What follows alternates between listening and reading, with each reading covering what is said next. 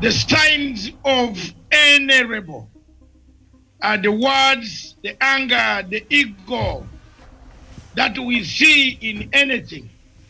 I am speaking from a mind of experience. I was a rebel since 1978 against Idi Amin. Those are the words that we used. I've been a rebel since 1985, 82 against Museveni. Those are the words Miriam have used. And I'm speaking from experience.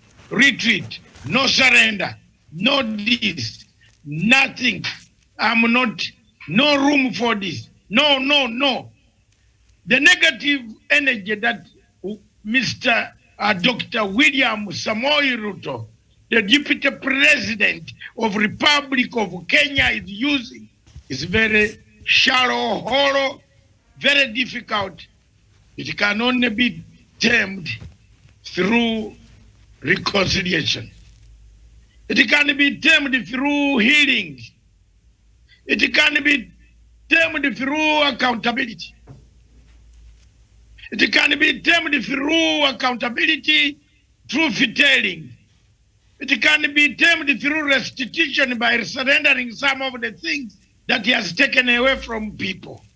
It can be tamed through reparation by paying those IDPs, those 28 families that are still in my county in Uganda, who are doing M-Pesa and doing some other businesses in order to survive, not on work permits, but as refugees settled in the county of a county, my county in Uganda.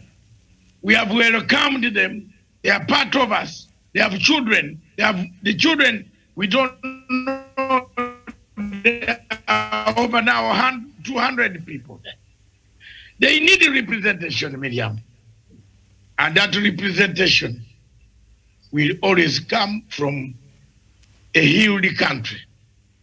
Why do they need a healed country, united country? They need a united country because in a united country, there is always progress. In a united country, economic development moves faster. But when you have Fanani Fancy Fiore, Miriam, a few months ago, I told you this, and I believe now you are my witness because most of the words, you recorded them. I always see you with a pen and you write points and you have never forgotten. I said Ruto is deploying a Fanani Fancy Fiore. I warned my brothers, my friends in government, and I told them frankly that check this guy. This guy is heading towards the bush. He's not heading towards the ballot. Ruto is heading towards the bush. And that is me, Matanga, I've said it. If you want to quote me, quote me. The word retreat, the word no surrender, the word no space, the word no... Miriam, I've listed the words here. In fact, I can play the words for you and see. What are the signs of a rebel? The signs of a rebel are hatred. The signs of a rebel are statements. Statements of anger. Statements of polarization. Statements of division. Statements of no retreat, no surrender. Statements of acquiring more power. Statements of divisions within his own ranks. As you see, UDA as a party, it has nobody who has come fully fledged like he has come, who is actually campaigning like he has done. But there are already cracks emerging within the UDA. Moses Kuria, Kiyunjuri, and other parties are saying, what about us? You came to our mountain. You divided us. You collected the MPs to insult us because you want our vote. Aha! The sign is of a rebel heading to the bush. not to the ballot paper. There are many people across Africa who are saying Ruto is like a Hikilema. My friend Hikilema would even puke. In fact, he could puke and vomit if he hears the name Ruto. Because Hikilema, whom I know, whom I've traveled with, whom I've sat with in South Africa, whom I've sat with in Zimbabwe, whom I've sat with in London, the younger Hikilema cannot accept corruption. So when he sees Ruto, he will puke. You go to the toilet. Because he wouldn't like to hear something called corruption. Hikilema is not corrupt. Hikilema did not make money by making others disappear. Or others lose. You can make somebody disappear by taking his money. You know, he disappears. If you have taken my television station here, where will I work? Sindio sasa, Miriam, you won't see me anymore. Even if you have not taken me to the grave, I am still useless on planet Earth. No earnings. Others will not be there. Hikilema made his money through sheer hardship. He's a real businessman. Ruto has never been a businessman. He has been a looter who loots, who sells t-shirts and then bring the same t-shirts and works with the stores to deliver hot air.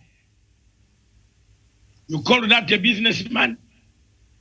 The answer is no. Ruto is very divisive. From 1992, he has been a KY. Is it? KY is Kabaka Yeka. YK92. A dangerous youth winger. We don't know how many people he has made bankrupt. That is for Jirongo to tell the public, which I believe Jirongo will be in the side where Raila will be going. So the story will be coming when Ruto is not heading to the ballot paper. Why do I say so? I say so. I know when I say like this, by Sunday you'll see Mutahi Nguni quoting what I've said, which is very good. Because you teach, others follow. The bus from the coast said, we lead. And others follow. Miriam, don't get tired. We lead and others follow. The editor's memo there brings it very candidly that Ruto is a rebel in making. Do you see Ruto talking about Mr. Harun Yadin? Because he's a rebel in making. He used him. He was being used. Nobody now talks about Harun. He's gone. Where is Harun Yadin?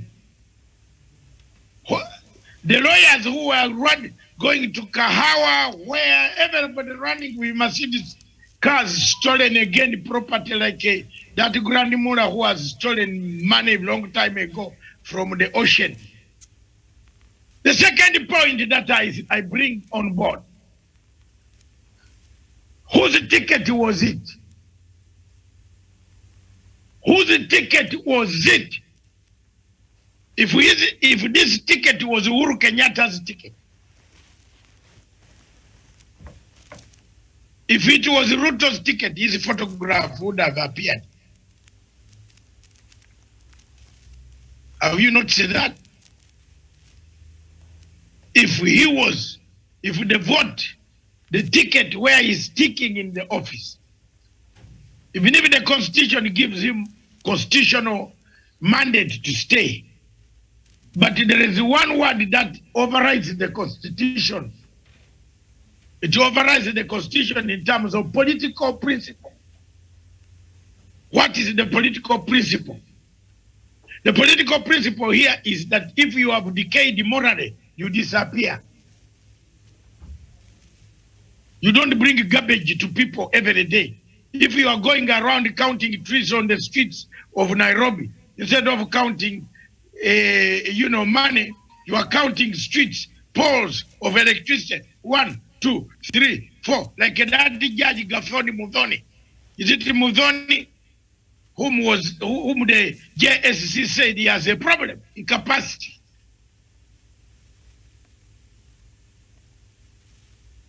There is one word.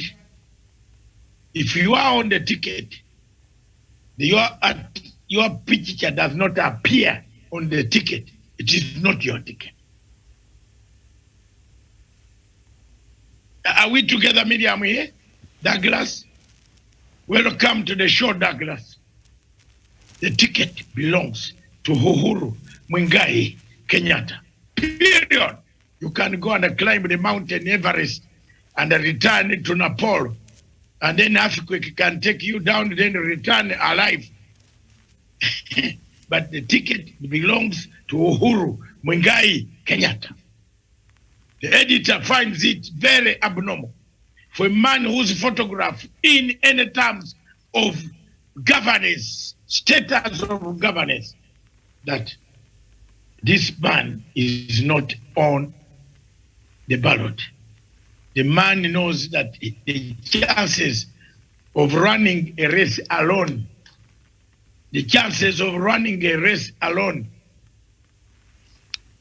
and paying newspapers in the morning to write your own headlines when there is no competitor, and then you write even your opinion poll, Miriam. You predict your own opinion poll. Unasikia hiyo? Yasema my opinion poll is 49 or 47, 43. I will not even make the second round because you have just put shares in Radio Africa. It is like Matsanga telling Punchline Africa TV that Miriam make an opinion poll on Matsanga whether he has lost weight or not. Will you tell me the people that have not lost weight? Yeah, then you tell me and you come and sit there. I will sack you. You have told the people that the guy is lying. He has not lost weight. Unaenda. So, root about Africa. You know, Radio Africa. He has put money there. It was collapsing. You know that very well. Then now how can Radio Africa do an opinion to tell us? Are you people kidding? Are you kidding? That is 43% and Raila is 13. What? Oh my God. Of course, if Miriam says I am bigger than I was, of course now I come with some of the letters, punchline letterhead. Well, kila mtu tuende nyumbani. Where you have embarrassed me in public. So the radio had to do what Mr. Ruto had wanted. An opinion poll cannot be itself a duty of the maker and the receiver. It has to be the receiver must be different from the maker. Miriam, few years ago, before you joined maybe Punchline, I went to Zimbabwe and I made an opinion poll.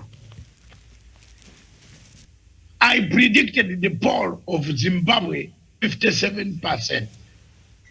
And guess what? It's exactly what ZANU-PF got. And they called me back and said, how did you know? I said, I looked at the positioning of the situation. Chamisa's posters were nowhere in town. But Mnangagwa's posters were almost even in a toilet. As you sit on a toilet seat, you see Mnangagwa's poster. So that's one of the indicators that there is popularity of ZANU-PF than MDC. This editor's memo, Miriam, is to talk so that you have been talking since morning. I also wanted to make sure that I help your voice, and your voice says talk more, then leave you to talk. That is a point pointing at a rebel. Is Ruto a rebel in making? A rebel fictitiously fixes opinion poll. Unaona point hiyo inakuja. Have you seen the point I've been making? Hitler used to make opinion poll.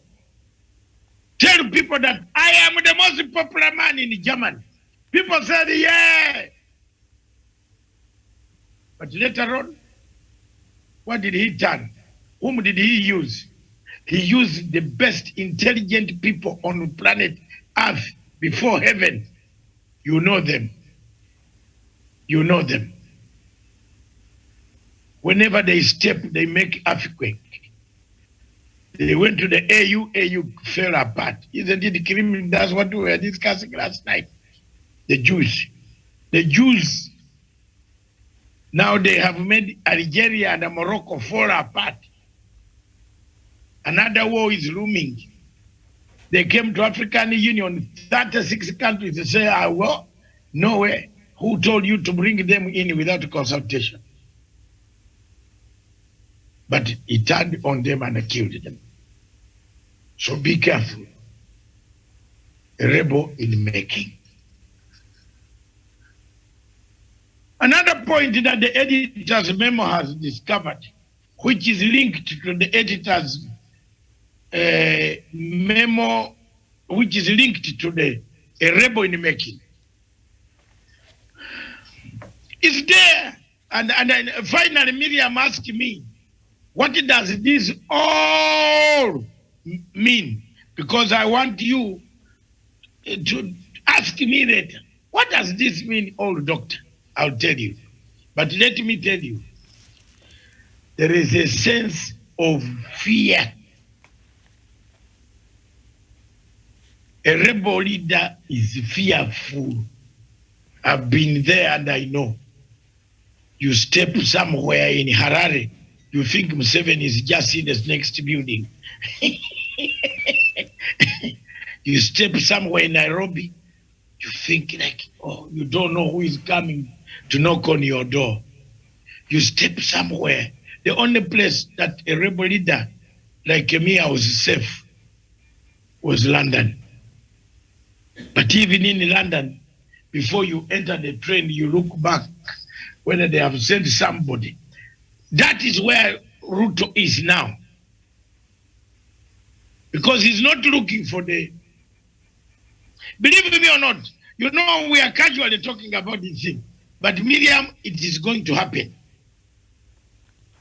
Ruto is not heading to the ballot. Ruto is preparing for what he has been preparing for a long time. He has been preparing for a bush war. The words he's using now, no retreat, no surrender, no space for that. It's for a rebel. A good politician would say, I would look at what my president has said. Look at what Uhuru. Okay, Uhuru, the problem with my deputy.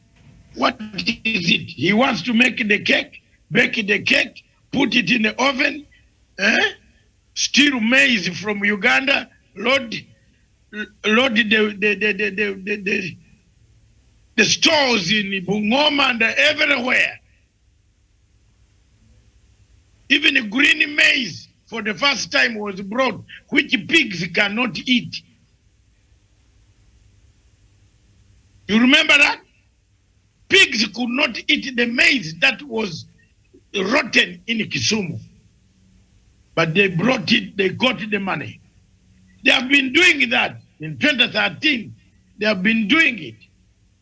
On the other side of Kenya, so many Ugandans have lost the job. One of the women who was in President Museveni's office lost the job. That was the woman doing the business with Ruto. Why do we hide? I just want to pose a question, and the media will take note. Ask Ruto to go for now in Uganda. Fly. The other time they said there's no letter clearing him to fly. Can they clear him to fly?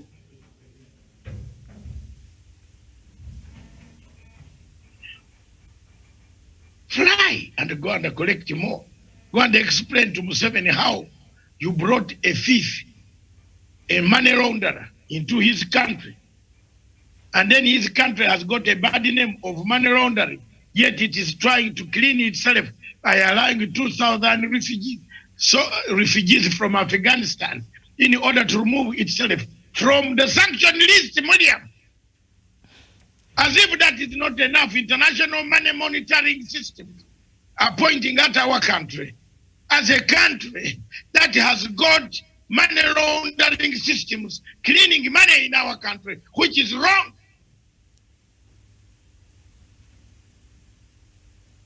If I came to Kenya and started cleaning money, I would be destroying Kenya's name. It's not a question of being in opposition against President Museveni. Oh, no. No, I'm not. On this one, I disagree. And I support President Museveni to curb down any maniac who goes to clean money in our country. Whether it is in opposition or whatever it is, rubbish. You can't clean money in our country.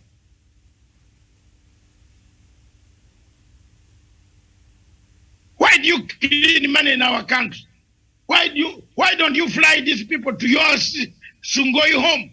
Clean money from there. I don't think the President of the Republic of Uganda is going to be impressed when he sees headlines of this nature. Now they have abandoned that issue. Isn't it abandoned, sir? Is it still on, sir? Is it still on, madam? Where is it? That's another issue. Anxiety, fear. You don't know. Another problem linked with rebels is poverty. If you had a lot of money and you had promised, when we used to be rebels, we were promised that when we take over, we go and promise investors, we call them to Nairobi Hotel Bushes, long time ago, in the 80s. And they say, when we take over, we shall give you all oil concessions. But we didn't even know how oil looks like. I am now talking from an experience. This is what Ruto tells people here. That we shall make the economy very nice. How do you make economy very nice when a debt ceiling is 11 trillion shillings? Do you have the mechanisms, the head, the structure intellectually? Today I'm hitting hard, am I? Let's move on. Another fear that is making Ruto very scared is the International Criminal Court case. Medium, believe me or not, he's not sleeping very well. And from yesterday, I did not sleep well also. You know why? Miriam, can you tell why later on? Why was I? Ask me why was I not sleeping well? I know Douglas is opening because he wants to hear my mouth.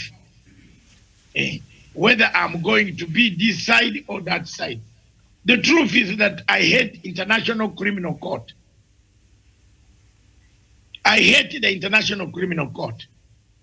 And I want to tell my Kenyan friends that for me, I don't like any African to go to the International Criminal Court. But the mere fact that yesterday, and I told you, Kenyans a few years ago, a few days, months ago, the biggest...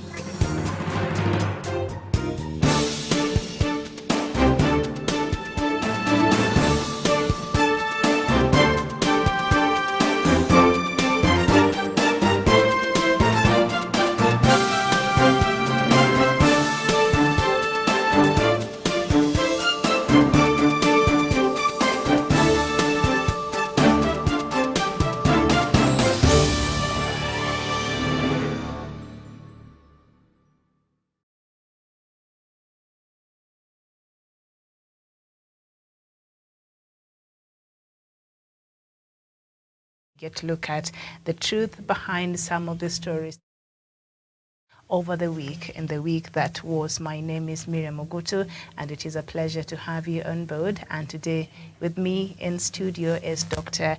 David Matsanga. Doctor, very good morning to you. Good morning, Miriam. Thank you very much for holding the fort.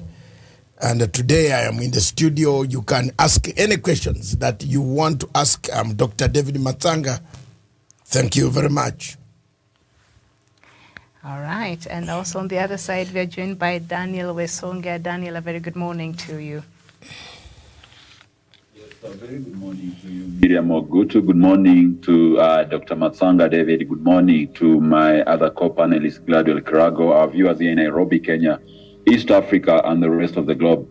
I'm happy to join this particular morning show, albeit while on the movement, so perhaps maybe you'll have to bear with me. All right, we do understand. And also on the other side, we have Gladwell Kirago, our in-house analyst, and also she's a journalist from Nairobi. Kirago, a very good morning to you, and thank you so much for joining us. Very good morning to Dr. David Matsanga. Good morning to Miriam Ogutu. Good morning to my brother Daniel Wesonga, and to our viewers. All right.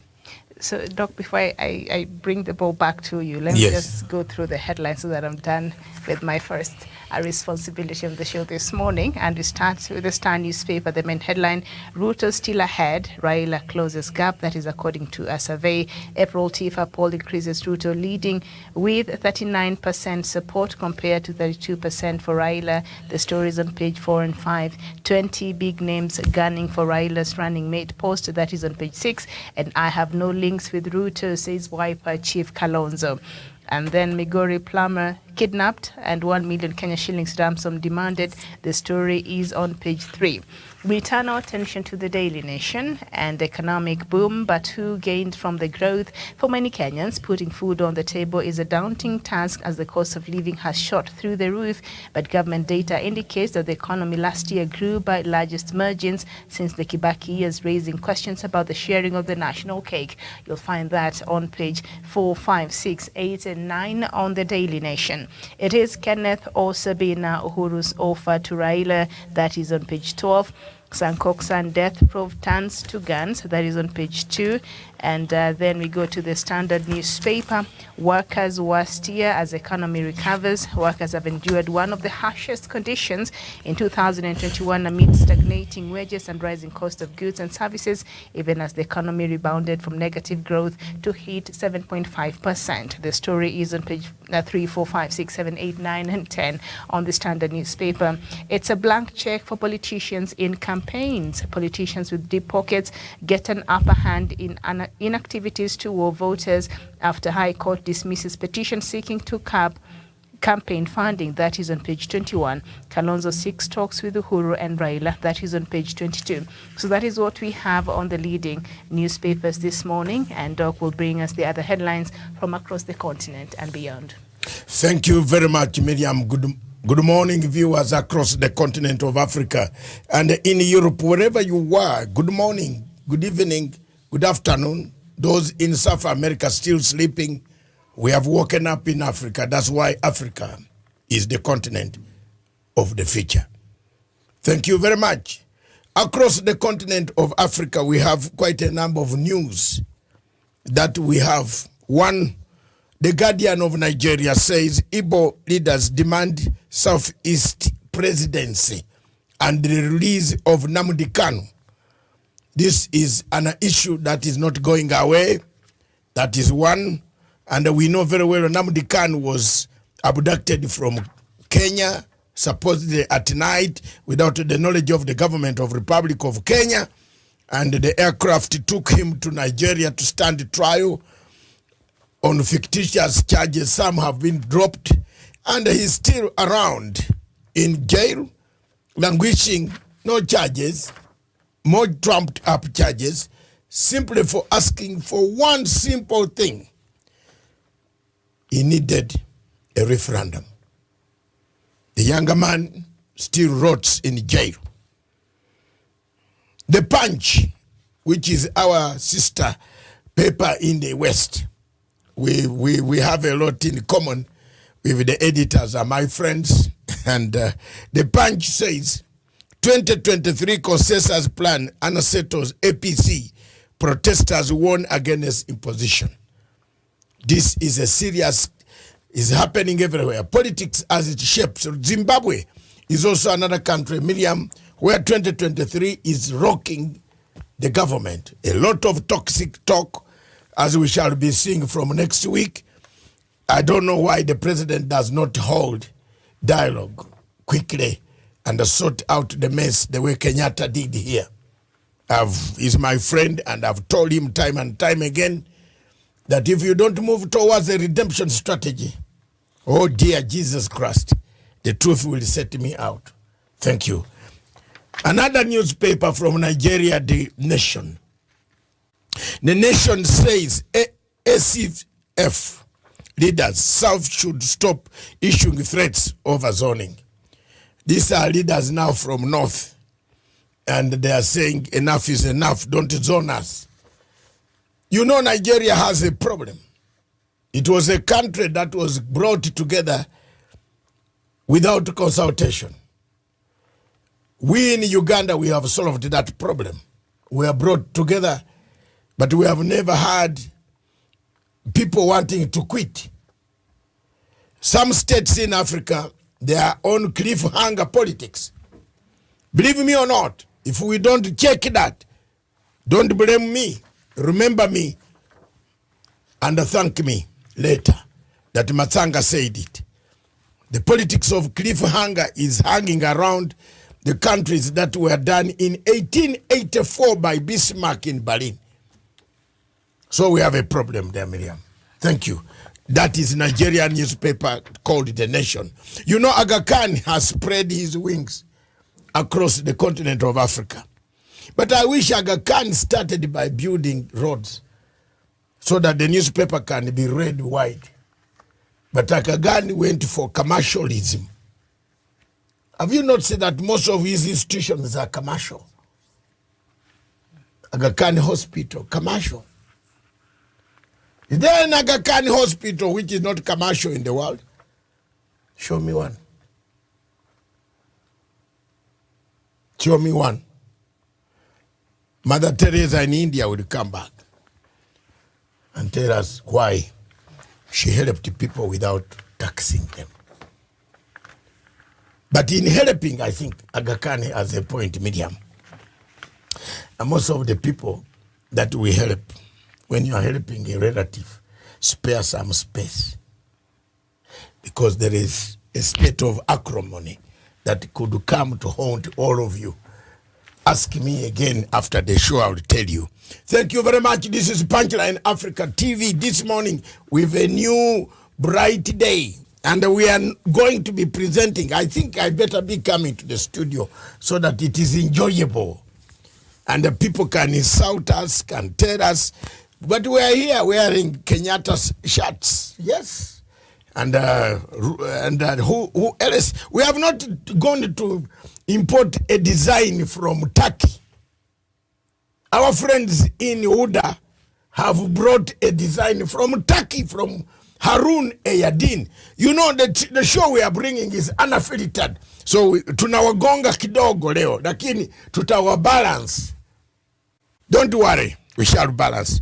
These shirts are Kenyatta shirts. They are called Kenyatta shirts, made in Kenya, product of Kenya. And here we are. If you want any of this, contact me. We shall give you as many as possible. You see how beautiful I look this morning? Handsome. Exactly. Who else can say I am not? Because I belong to a group that is going to win. That is going to hold Kenya together. Not an institution that wants to go to rebel activities. I'm sorry. Across the continent of Africa, Miriam, we have Newsday. Zimbabwe, Mnangagwa. I told you, my brother, ED. I've been telling you, and don't say I tell you through secretary. I've been telling you directly that you seek a redemption strategy. Your Excellency, don't say I did not tell you. In case I go first, you'll meet me and I will say I told you. Mr. President, these guys are just cycling around you there. Brother, seek quickly, ye, handshake, forget. These small young men, they are crying because they don't have a job. Give them a job. Let them come. What will they do? You are in power. But you can see the stationing of American offices in hinterland. They have been looking for a way. I've been telling people, you see, one of the problems that Africa has, I think today this is going to be one of the best show of mine. Miriam, because I'm near Miriam, we have been communicating via Zoom. It's one of the best shows. I've been telling people, I had a vision. I've been telling people the truth that, look, America is left Afghanistan, but is looking for somewhere to drop trouble. Didn't I say it here? You remember? It did. In fact, we are still, in the other place. I said there's going to be trouble. They will drop. They are looking. Planes are moving up here to look for where to drop chaos. Italian planes, they came to Kenya, they knocked doors, they knocked this. My sister Kiragu, they finally landed on Zambia. So closer to Zimbabwe, there is Zambia. So next door, you make a big headquarters so you can infiltrate and cause insurgents. If I'm wrong, Emerson, give me 6 months. You'll hear police post taken over. And the country goes down to chaos. They have been looking for that oil. Plenty of oil. Plenty of uranium in that country. They have been looking for it, medium, to get it. The daily news of Zimbabwe. Again, this is the news day. The daily news says the same, which I've been saying. And this time with this man, we actually did. He's already on the screen. We actually interviewed him. You remember? We interviewed Musirwa, MP, with PLO Lumumba. They came. He has now said, corrupt opposition, big wheels in government. Musirwa urges ED as toxic politics ravages. My brother ED, Elida ED. I've been a friend for 23 years. I've never told you a lie that has caused you a problem. But on this one, just what is there? You have now 20 is 1 year left. The guy wants a handshake. Give him. Uganda, Miriam's territory. Government grounds 90 link buses. The Minister General Katumba Wamala, the younger man I recruited to go to Munduli, 1978, 79, in the name of God. That one, Major Mitiero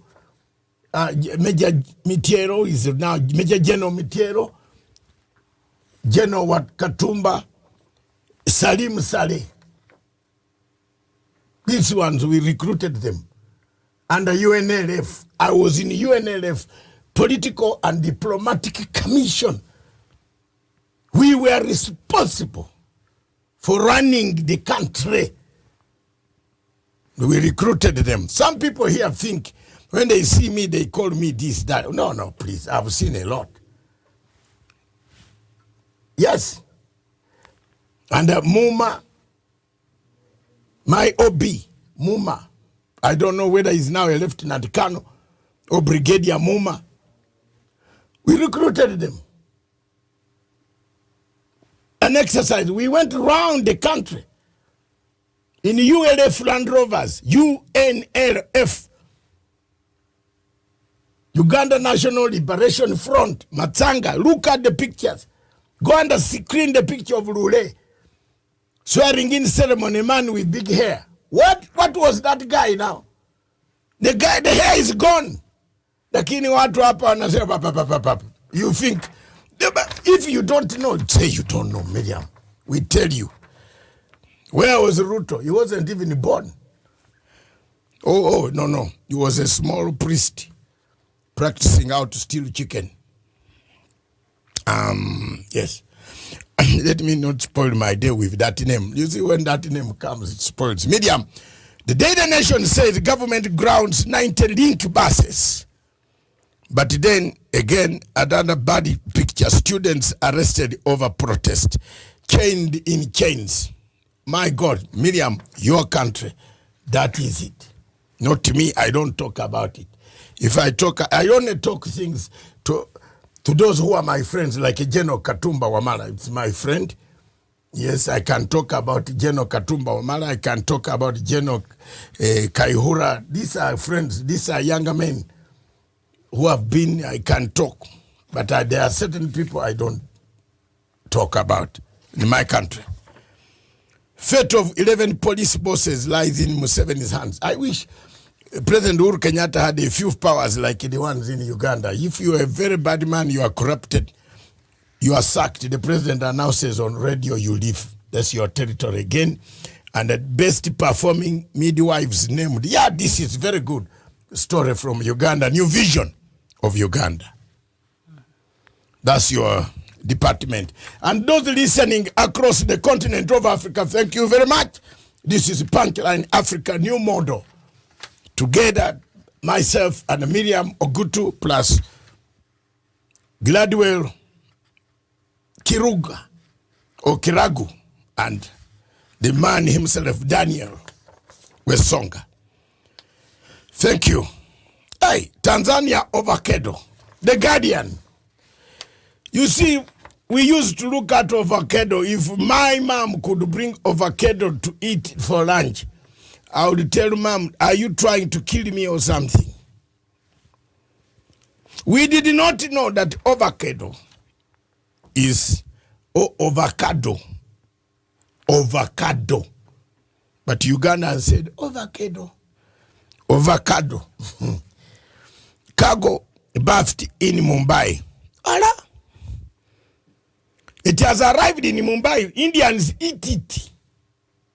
Chinese eat it worse. Now grow also those trees. We used to cut them. My mother said, what is this? What is this you have brought, Mom? Mama, you are watching. What is this? I know your eyes might not see properly, Mama, but now it is okay. And this is the avocado you used to give me. But now it is one of the best on the market.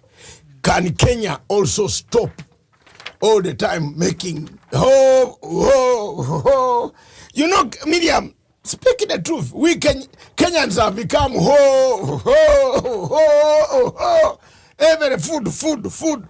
Even the minister making a good economy yesterday because there is because here. Why is this word because here? Uhuru Kenyatta gave enough money. Why should there be a person without a hospital in any county? Because Allah. Avocado, Tanzania. Mama Suluhu, Samia Suluhu says, nyenye muendelee kuzungumiza mambo ya DRC. Mimi sizungumize mambo ya DRC. Na kuambia Kiswahili jana nilikwambia. Itakuja hapa nikwambie wale wa Tanzania wanasema wazungumizi wakae wataki kukaa ndani ya mkutano kama wale wenye wanaleta vita na mavurugano na mavurugu na vivurugu wako ndani. I told you. And I'll come here and tell you. That is the position. Watatuma foreign minister, watatuma deputy. And I hope President Uhuru Kenyatta listens to this. I am saying what it is. Wanasema wataki kukaa kwa mikutano ambao iko, I don't know Swahili nani. Kirago, can you help here? A meeting which has got the same people who create problems and they don't say it, then you leave and the problem resurrect. Usema kwa Kiswahili mama. Are you trying to say mvurutano? No. Hapana mvurutano. Mkutano. A meeting is indeed mkutano. Yes, a meeting is mkutano. Mavurugano. Conflict. Yes. That's proper Swahili, not mapigano. Hapana. Nyenya wa Kenya, what do you call conflict in Kenya? Sini kuvurugana. Yes, mavurugano. Yeah. Mtanzania moja aliniambia nchi za jirani za Tanzania ziko na mavurugano. So I said, what is mavurugano bwana? I learned this word in 1993. We had gone for Tanzanian independence in London at the ambassador's residence, and this man says nchi jirani za Tanzania zote ziko na mavurugano. Hele, nilisema mavurugano ndio nini bwana? So I asked the friend who brought me, a Tanzanian friend. I said, I have forgotten some Swahili. What is mavurugano? He said, conflict. From that day, I crammed that word medium. Mavurugano. Kwa hivyo anasema mama huyu amekaa kutengeleza jina yake na Tanzania itengelezwe. Iendelee kutengelezwa. Anauza sira, isn't it? Anauza sira za Tanzania kwa dunia mzima. Sababu Magufuli alikuwa amesha piga Magufuli alikuwa, paka nimalize hii sentence. Magufuli alikuwa ameshapiga marufuku dunia ngine, hapana, nchi zingine za Europe kuingia Tanzania. I know Miriam, let me come back to English because she's laughing at me. We might break into laughter here. But I've tried my Swahili. Good morning, Africa. You have miscommunicated. Hakupiga marufuku nchi zingine. Oh, Magufuli alipiga marufuku nchi. Hakupiga marufuku nchi zingine. Oh. Kuingia Tanzania. Some agendas he refused that will not be sold in Tanzania, like, homosexuality. He had a problem with that. So ndio it ended up kupiga marufuku. Hakupiga marufuku nchi zingine. Some agendas zingine from nchi zingine. Okay. That would mean he banned other countries. Let me stick to English now. She's corrected me. Anafilita. Magufuli did not want some influence from outside Tanzania to be part of the Tanzanian life. That was what I was struggling to make. And Tanzania, my brother Lisu, the first day Magufuli died, we had a very bad argument. Miriam, you on TV, the people watched. I will bring that clip. I hammered Mr. Lisu that don't say that. He said, asante sana amekufa. And I said, no. That is not very good. Now, Mr. Lisu is there back in camp. He's back. He's back in Tanzania. Because the president reached out. And yes, not he reached out. We saw, that's what I'm telling Mnangagwa to reach out. You don't need to have these younger boys running around causing chaos that they are regime changing from George Soros' money. Huh? George Soros' money is being poured everywhere, and they have now shown that, Miriam, they can bring you down. They have millions and millions of dollars that the CIA and the Americans have poured around these regions for destabilization of these countries. And you don't need to play about. If you are an African leader, don't play about with it. Just, find ways to avoid a conflict, to avoid your country going to chaos. Look at Khartoum. It's gone. Because General Duglo did not listen to Matsanga. He's now beginning to reach out to me. It's too late. I told them, you either have a military man as a prime minister, finish. Take your 2 years or 3 years in power, hand over. Don't bring in that mixture. You are mixing what? Even Jesus said, you can't mix wine with old wine with new wine. Now you are the one mixing. General Duglo, now you have let me down. But it is the military strong-handedness that the people didn't want to send the people in the streets. Yes, that's why they took power. So if they put the military on top there, that would still be a problem. Although the military all the same at the moment, what have they gained? The military is still on top. Is on top. Thank you very much, Miriam. Let me take my coffee. You can take from there. And this is what Liswa, sorry to take us back to some of the news that you read from the Daily News from Zimbabwe. He's urging President Mnangagwa to bring in the opposition and co-opt, have them being part of the government, sort of a handshake, so that, because he's saying the toxicity in the politics in Zimbabwe right now might not be very good for the country. So he's urging President Mnangagwa to just be open-minded on including and involving the opposition in the in government. I don't know in what areas, but there you go. Lastly, Tanzania again is on top. Fresh hope for avocado. Consignment arrives in India. Hola. Watanzania wenzi yangu, asante sana. Tunashukuru sana. Namna Nyerere alisema hakuna kiongozi. Kama mnaona kiongozi ule anapiga kiburi sana, anasema mimi ndio mimi, lazima niingie Ikulu, jua huyo kiongozi mubaya. That's the Kenyan. I hope I've delivered the message rightly here.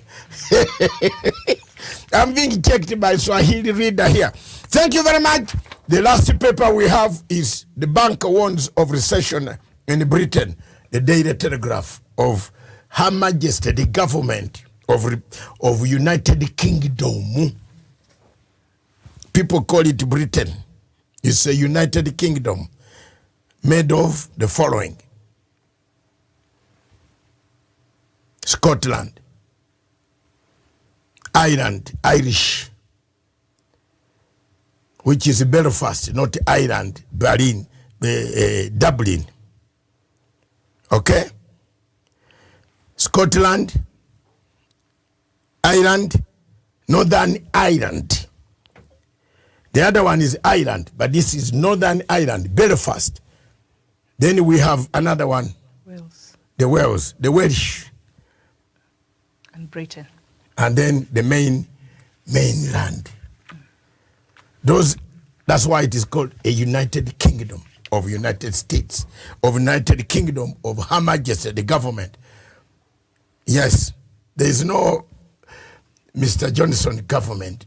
Everything, tax you pay to Her Majesty, the government. And those are the people who taught us the English we are speaking. They say there is a recession coming. So if you are in Kenya condemning Uhuru Kenyatta, also condemn where the money. Have they ever changed their pound? No. But here for us, we want to kill Safaricom. Instead of going Safaricom general manager, Mr. Waweru. Is it Waweru? Yes, something. I can't. My friend, Waweru. Is it Waweru? There is a name there. Give me quickly, my producer. Go and open a good office on Edgeware Road. Go and open a good office on Edgeware Road. Edgeware Road. Very big office, and put Safaricom. You will see how much money you will get in this country. Instead of doing that, somebody is trying to divide the Safaricom to mutilate it. Have you seen how we go wrong in Africa? Have you ever seen the British mutilate their pound, Miriam? The pound is still the pound up to today. It is the strongest currency in the entire world. You can create ruby. Sijui Russia is training, selling in ruby. Oh my God, who is going to carry ruby? We shall be looking for the pound or dollar. Nana atabeba ruby. It's not ruby, it's rubles. Whichever ruby. Do I need to mention it very well? These are people who go and bomb people. One might think is that you're referring to the petrol station here. Rubies. Robo. It's a robo. Miriam, today is a Friday. And the Friday is unfiltered. We make a bit of fun.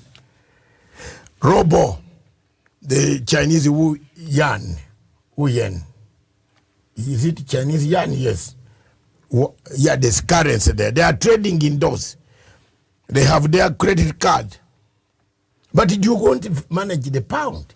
Why is it that we in Africa, we destroy our institutions? We are the first people to bring about Safaricom, money transfer while you are seated in your bedroom to your friend, to your relative. But we want now to destroy it, mutilate it because of politics of Kenya.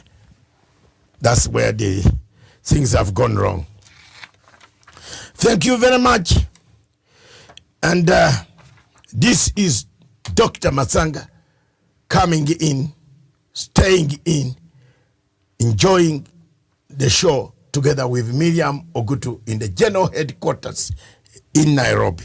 We have not seen each other for a long time, and I'm here now. And thank you. There's some information you dropped, so I had to go, and yes. I had to go look for further information. Yes. And I'm learning something I didn't even know, that the strongest currency in the world is Kuwait dinar. It's not even. Yes, because they have, but where has Kuwait kept the money? Followed by Singapore dollar, Brunei dollar, Libyan dinar, and then, but the most valuable currency in the world is first the Canadian dollar, and then the US dollar, Swiss franc, then the European euro, and then the British pound comes in number 5, and then Jordanian dinar and continues. So that's new information. I didn't know that. Yes, you have, but you know the Kuwait money is kept where? Edgeware Road. If you go to London, Miriam, ask for Edgeware Road. Is Kuwait. But the pound comes at the 5th. No, but they have kept it in the pound. You know they don't, Kuwait have not even stored it in their own country in Kuwait City. They have bought, why is it strong? They have brought properties. And it's interesting that the Canadian dollar is much popular, and yet we use the US dollar all the time. But no, if you look at the dollar rate Canadian, you go and change Canadian dollar. It's better you carry your Kenya shilling. Voila! How can it be strong? This is Google is misleading. If you, voila. This Canadian dollar, you better carry your Kenya shilling. It's strong. In the UK, a shilling, yes, you can change a shilling to a dollar or a shilling to a pound. Canadian dollar, if you change, you can even cry why you bought those dollars. Have them in the pocket and go and change. How strong is it? Google is now beginning to mislead people. No, the strongest, as you have said, the Kuwaiti dinar is widely regarded as the world's most powerful currency, but the Canadian dollar is world's most, what was that? Is it valuable? So there's a difference apparently. Because nobody goes to Canada. Miguna is there. Miguna is in Canada, but he wants to come back home. Do you know why? Can I tell you, somebody put on AC here. It is hot. Then, can I tell you what, Miriam? Why it is so? Because in Canada, even when we want to take people, we take people. If you want to take you want to take people away from Africa, refugees, the Indians. They went there and found people in Canada, Eskimos, still sleeping. And they developed the area, the country, Ottawa. I've been to Ottawa. I have been to Toronto. There was a cousin who was in one of the Canadian place, one of the uncles of Sam, who invited me to go to Edmonton. Do you know how many hours I took? It's a big country. Voila! It's a big country. Voila! By plane, 6 hours. From one end of the country. Yes! Yeah. So it is dormant. Why the value is here? Nobody has gone and disturbed the value. In Britain, people have gone and disturbed the value. That's why you see the British people said, we leave the European Union. We want to restate our values. But even when they were still in the EU, the British never got rid of their pound. The pound was still there, while the rest of the countries in the EU changed their currencies to euro. But the British... And then when you change the euro to a pound, the pound is more powerful. The pound is at number 5. Yeah, but if you are changing medium, the Cayman Island dollar, then the euro, is number 7 in that list. If you try to, so the pound is more higher than the euro. So thank you very much. I think I've finished my job. You can now call in the others, and then we start on our topics. Okay. Thank you very much, all of you viewers. I think we have made it nice, and we shall continue to do that. If you need to talk to us, please don't hesitate. Join us on our online. Join us on our Zoom. The number you can zoom in is 399 535 8320. Then the Zoom will tell you, join the meeting. The number you join us, we want you to talk to us, criticize us positively, tell us what we have missed to say, and we shall say it. And the other number to say, you punch in lastly, is 503-670.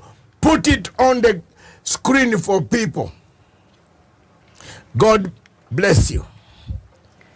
All right, and so we get into our conversation in one of the topics that you're having this morning, and we start with the conversation on the deputy presidency that we've seen, and the latest. I'll just read from what the Standard has this morning on page 22. Wiper leader Kalonzo Musyoka yesterday demanded fresh talks with President Uhuru Kenyatta and Azimio presidential candidate Raila Odinga over the running mate stalemate. He made his stand known during stopovers in Mlolongo town, Machakos Junction, Salama, Sultan Hamoud, Emali and several other towns on the Nairobi-Mombasa highway on his way to the coast for the grand entry of Mike Mbuvi Sonko in the Mombasa governor race. He said the push for him to be named Raila's running mate was driven by Kenyans and should be respected. And then just beside that, Wiper leader Kalonzo Musyoka yesterday got a boost on his quest to be Raila Odinga's running mate following an endorsement by KANU and its party leader Gideon Moi in a letter to the Azimio la Umoja One Kenya coalition panel, which is scouting for Raila's running mate. Gideon said Kalonzo was best placed to be Raila's deputy, and part of the letter read, "It is our considered opinion and strongly believes that Kalonzo fits the bill and is the most suitable individual to deputize Raila Amolo," Gideon said of his partner in the defunct One Kenya Alliance. So that is the latest as far as that debate is concerned. I don't know, should we start? I will bring in the other two who have been quiet. Yeah, so we start with you, Gladwell, and then we'll go to Daniel. The latest. And make your points. Let them make their points. Kapa, kapa, kapa. We move. We have several topics. Very interesting. Yes, Gladwell, how are you? I'm very fine, Doc. You seem to be low when you heard about Kalonzo being recommended. Was that the face? I noted. Yes, she's low. Go ahead, Glenn. Kalonzo has been given a push now, Mama. So now, beginning from there. I saw that face. Yeah, she is not very comfortable. Go ahead. Doc, I actually have no issue with Kalonzo. And the issue I always have with him is his stance only. As for the quality leaders, yes. And at the same time, the votes he will bring to the table, also from the Ukambani, will also matter to us. So I have no issue with him being subjected to the panel, to Raila being the running mate. But now the issue is you also need to have his stand and stop wavering and stop being somebody who just can't move without being shaken.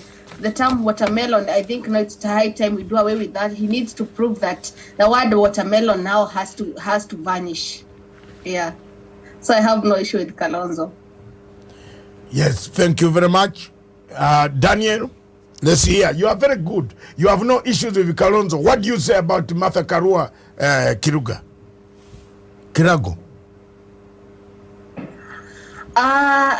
Actually, about Mother Karua, yes, I will be honest. The people who are mostly willing, who want Mother Karua to deputize Raila, mostly are the women. And at the same time, when Mother Karua is brought to the table, it will also entice the Mount Kenya people to vote. So I think it's a little bit tug of war between Karua and Kalonzo of who will bring the most votes, because as for Mother Karua, most women will vote, and because that is what women want, women leadership. For the first time, let's have a deputy president who is a woman. So I think that's the only score that Mother Karua will bring in, and more so to attract women. And the issue of the mountain, now I think it will be a little bit solved. Okay. Yeah. And thank you. And before Daniel comes in, let me not miss on another story that the Daily Nation still has to do with the same. It is Kenneth Osabina Uhuru's offer to Raila. Kalonzo Musyoka, Peter Kenneth and Martha Karua are among the 20 individuals whose names have been submitted to a panel vetting running mate candidates for Azimio presidential flag bearer Raila Odinga. President Uhuru Kenyatta's Jubilee Party settled on former Gatanga Member of Parliament Kenneth as its first choice, with Murang'a Women Representative Sabina Chege listed as the party's second choice. The 20 names were submitted by the 26 political parties of the Azimio la Umoja One Kenya coalition party. So I know we've been majorly focusing on the top two, that is Kalonzo Musyoka and Martha Karua, and this has been a conversation for the last two weeks or so. But now we see Kenneth and Sabina being proposed from the Jubilee Party, and you know Jubilee Party is a key member of the Azimio la Umoja One Kenya coalition. So how is this likely to stir the already muddy waters in that coalition, Daniel? Thank you so much, Miriam. And first of all, let me begin by saying that just like Dr. Matsanga, Kalonzo Musyoka was the first amongst equals in this race to having Raila's deputy. And this is what maybe from what Dr. Matsanga explained to us in better terms, what we call the probative value of the vote basket that Kalonzo Musyoka is coming on it, with it on the table. Initially, so many Kenyans did not know that particular term, including myself.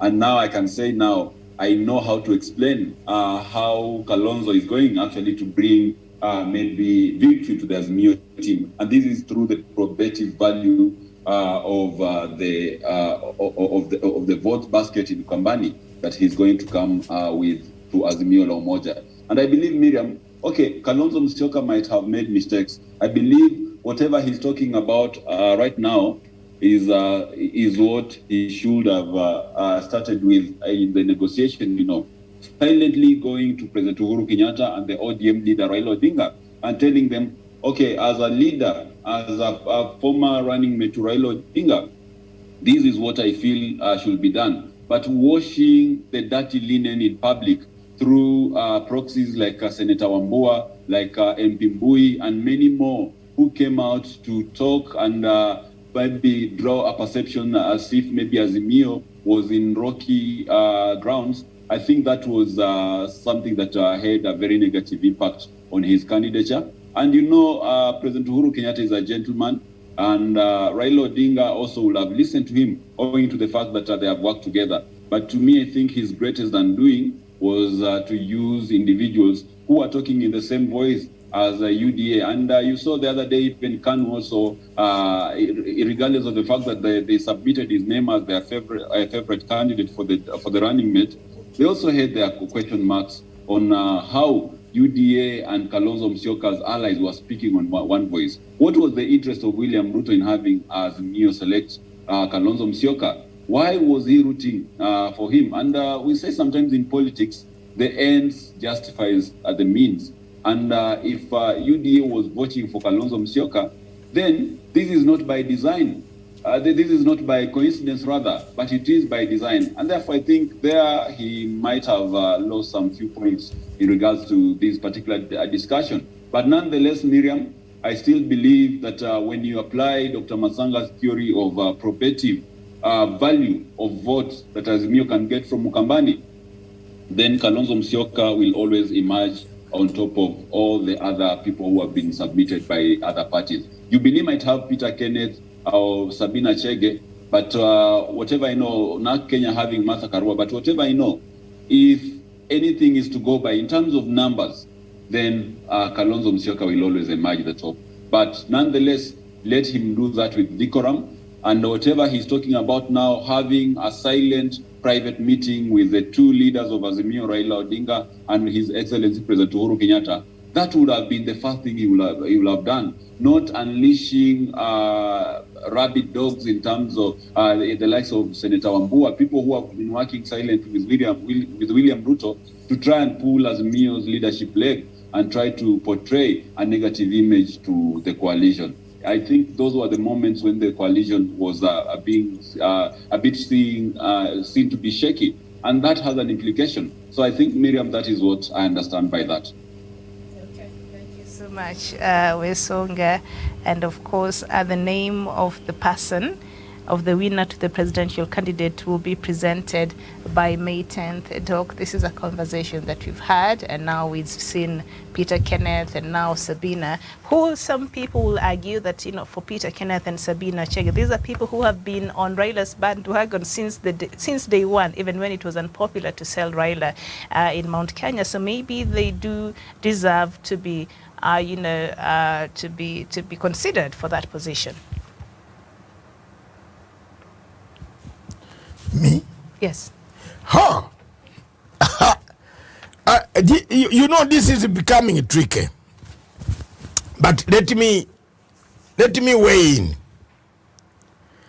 There is only one formula that you can use, and let people listen. Those people like Wekesa, Elida Wekesa, my good man from Trans Nzoia, and the rest, and my bishop, the only provost who preached and East Africa had an earthquake was Dr. Njenga.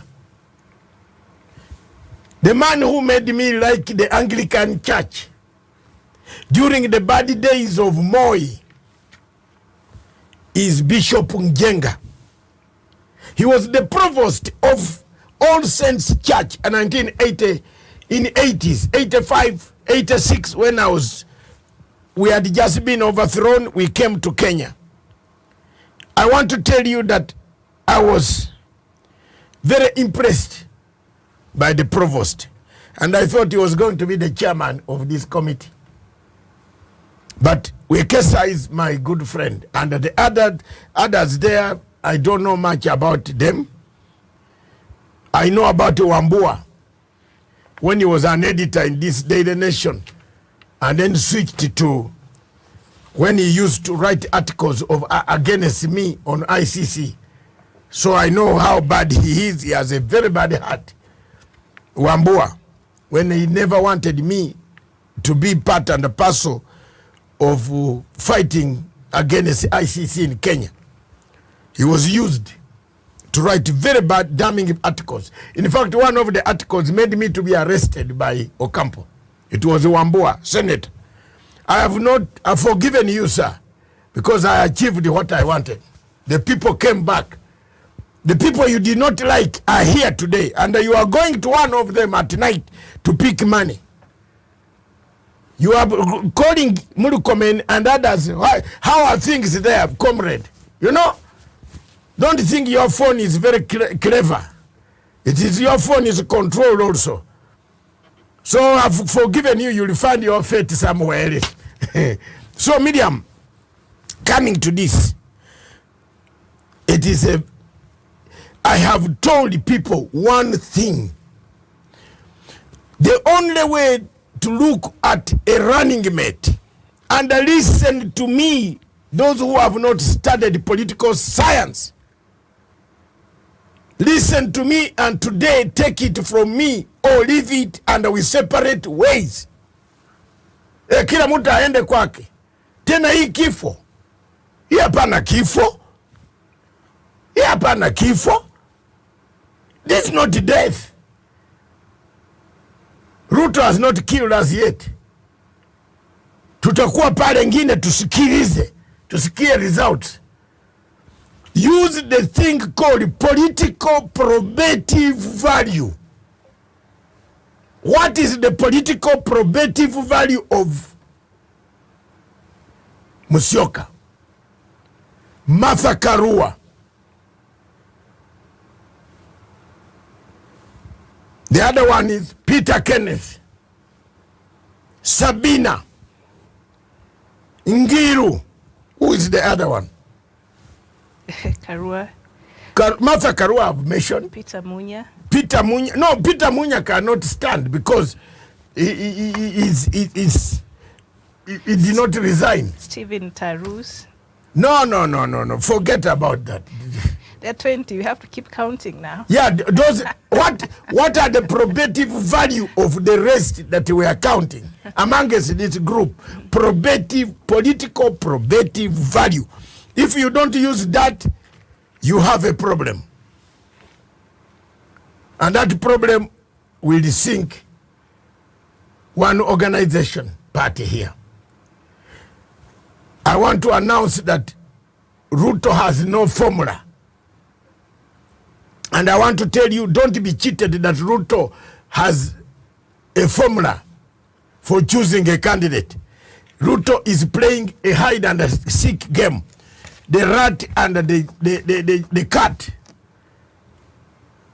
Tuone watachoose nani.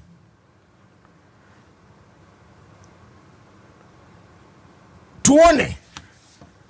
That's why let Ruto announce his. Don't panic. Don't send your name there because Ruto has got another ally in the IEBC who gives him the tips. Then he goes back to adjust the dates that let's see, bring 16th.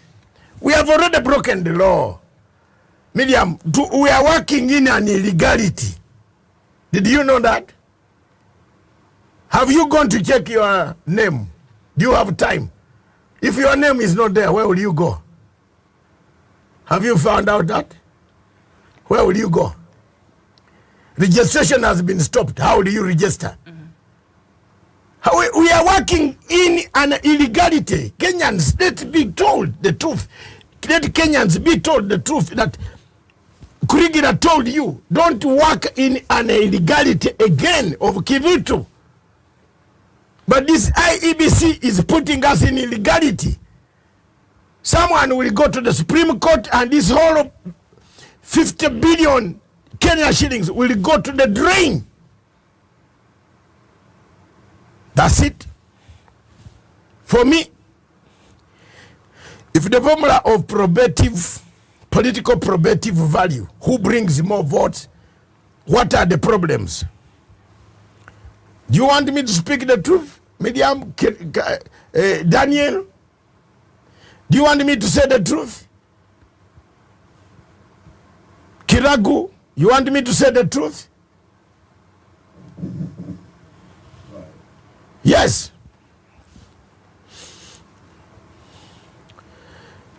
There are 80 million voters in Mount Kenya. But Ruto has poisoned them. Yes. If we don't say wisdom here, we shall be misleading Raila. Ruto has poisoned very many people in the mountain. He has gone there, poisoned the people for 4 years. In fact, if you talk badly in that mountain about Ruto, they can waylay your car tonight and throw you in the river. He has poisoned the people using the same resources, medium. We are in chaos. That mountain is fluid. The volcano, the lava down there is boiling. Okay. Given an insanity, it is a mountain of insanity of those. Is that good English? Insanity of pitfalls. We have a problem there. You walk in Meru, the governor there is saying, vote whom you want, but vote me. Have you seen insanity of pitfalls? You come here in Nyeri, which has been a stronghold of every government that has been in Nairobi. The governor is on leave to repair his dental formula. He's not looking this side. He's looking the other side. He doesn't want to know. Even when Raila was talking, he said he doesn't want to know history. We have a problem there. My Jubilee party is struggling to bring back some people in Nyeri. We have a problem there. Let's explain this thing very properly. It sinks in people's mind so that you can't turn around and say this was, I did not know. Come to Muranga. Alice Wahome on the other side cannot be on the ballot because she has already taken nomination certificate. You can't come from nomination certificate to the ballot. Another candidate in UDA whom you should eliminate out is Kachagwa. And Ruto is playing psychological war on Raila. And Raila should wake up and avoid these pitfalls of insanity. The psychological war being played on Raila is this. Kachagwa, whom we are talking about, is an MP already with a certificate. So it rules out Kachagwa. Don't even think about him. He's not going to be there. He can't leave that. Because now, if you leave that, Jubilee takes it straight. There is you can't even put a candidate independent. It's gone. The law has already smashed that. The candidates are already clear. Kachagwa, the lady for Jubilee, and another person. So he cannot leave. So those who are thinking that Kachagwa can be a deputy to Ruto, zero, go to school. And read your constitution and they act very properly. So Kachagwa is out. Wahome is out. Ndindi Nyoro is out. So you're taking us slowly to Kithure Kindiki then? Which was on the headlines yesterday. Yeah. Let's come. Isn't it enjoyable, Mr. Wesonga? Are you not learning something tonight, today, this morning? Wherever you are across Kenya. Yes, Doc. I'm always learning something new. And actually, your case is very, very full of substance because, at the end of the day, you have to look at the results, not just empty talk or maybe the perspective or maybe the picture that the candidacy is going to bring on the table. At the end of the day, we are interested in votes. Yeah. Kiruga, are you learning something? Yeah, pick a pen and see the good analysis. Wacha ni ile ya River Road. Hii ndio hii. Angalia maneno hapo. Ndindi Nyoro is out. Wahome is out. Who else in Kirinyaga? We go to Kirinyaga. The governor. Kirinyaga, the governor is not out because governor's nomination is not yet. Yes, they have not. So look at those people. Why did Ruto shift Kindiki and told Kindiki not to oppose Njuki? He had an aim. Although Kindiki is a speech therapist, he has a speech therapy. I don't know how he'll handle a deputy president's slot. And above all, he's a thief. He stole my money that I worked for in ICC. May God help you to eat more and then vomit. Huh? Umesikia? So let's leave that alone. Let's come. Kindiki now is left alone. Kirinyaga, there is one woman who has not declared. She's here and there, and they are working behind the scenes, thinking they will bring her on the list of UDA as number 2. So if you go to Kirinyaga and pick Waiguru, pick Martha Karua, Mr. Ruto will automatically play that ball between Kindiki and Waiguru. So Kirinyaga becomes, and when it comes to mobilization meeting the people, and we are looking for the vote. We are not you know, the ultimate price is to capture power, isn't it?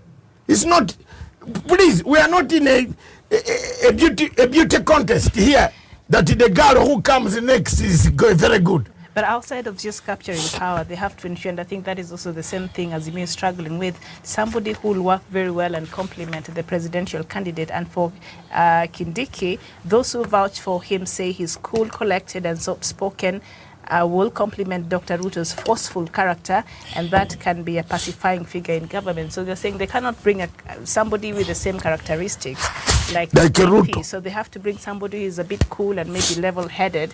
And it's interesting how the Daily Nation there has described Ruto, but that's somehow what they're looking for, and that is what complementarity, and that is what also Azimio is looking for. You don't want to bring somebody who with confronting you. Yes. Like we've seen with I was coming there. And I think that's a lesson they've both learned. Yes. So, Miriam, you are correct. So, Kirinyaga, you pick this one, the other one will run with the other one. Both of them from Kirinyaga. And now the showdown, and all of them are women. Ruto is very crafty. And you remember, Kindiki is on autopilot. He doesn't care where he will be dumped. He's loyal. He's not loyal. He's autopilot. It's part of being loyal. You know, when we started the ICC cases, he was there. We were together with Kindiki. But before then, he was Ruto's lawyer for a long time. No, he just came in on ICC matter. He had been his lawyer for a while. Personal lawyer, though. No, the personal lawyer was Kagan. Kindiki was picked. In fact, Kindiki was on the side of. He was on the side of Uhuru as a lawyer, Professor Kindiki. When we filed the first application of this case should not be taken by the Americans, and then Mutula Kilonzo almost slapped me in London in the presence of Amina Mohammed when they were minister of what? Mutula Kilonzo almost poured the beer on me. I brought those 2 Americans in Blackfriars in a pub. We sat down with the Americans. Do you know what Mutula Kilonzo told me? Mutula Kilonzo told me that you are a very dangerous guy. How do you bring this to your 3 busy bodies that you wanted to stop the cases? That is what that late Mutula Kilonzo told me. I was shocked. Amina Mohammed was there. She's still alive. We were shocked. She tried to cool the minister because she was the PS of Constitutional Affairs. You remember? He said, let's listen to their ideas. The man even said, if you are wasting your time here, I'm going. He left us, we paid our bill, they went. Kindiki was with us on the side of, not in Blackfriars, but on the side of Uhuru Kenyatta. Later on is when he switched because the money was flowing hands. You see, we have done a clip with Kindiki, myself, 2 of us. The first clip that we gave to heads of state, 54 heads of state in Addis Ababa. The one that I gave under Kibaki was very happy with me. The one that they left me to be arrested with in Addis Ababa. That clip I can play it here today. Kindiki was with. So what has happened? Kindiki is a yes man. He can be taken by. They will say yes, yes, yes. He can even polish the shoes. So Ruto, maybe he will manage Ruto that way, but he's bringing him for the numbers of the East. Okay. Tukuje. Sabina. What Jubilee has done here is a disaster. You know, Jubilee has done a disaster. It's very crafty. That either that or that. So, Sabina is a good mobilizer. Sabina has stood by Baba. But Sabina can do a very good job as a minister for gender. Women, gender, youth, you're arguing with women and emancipation, empowerment. Yeah. Yes. Kwanza, asome kwanza, international approach, Anna. So me, I speak the truth. If you are choosing a woman, Sabina versus Martha Karua stands. She has been a minister before. She has been a minister before. But Martha Karua is a NAC, so Jubilee was just presenting. Yeah, no, but I'm now being honest with my Jubilee, which I love so much. I'm not a member. And I agree with you on that point. Martha Karua will take. Yeah, Martha Karua give people. If you bring Sabina's name, people say, why didn't they choose Martha? So hapo Sabina knocked out. Peter Kenneth Muranga, he stands for businessmen who own 3/4 of the buildings here. Every building you step in, the one where you are going to, the where it is there. Wakina Jini Nambaru, wakina Munga, wakina SK Macharia. Unaona wengi. He stands for those. He speaks from Muranga when they decide, wakina Morave. Umeona? So that one is internationally exposed. He's liked. Americans like him so much. But Miriam, can he marshal a national outlook? No. He lacks the national appearance. Yes. Sijui na kumalizia. Are we together, Kirago?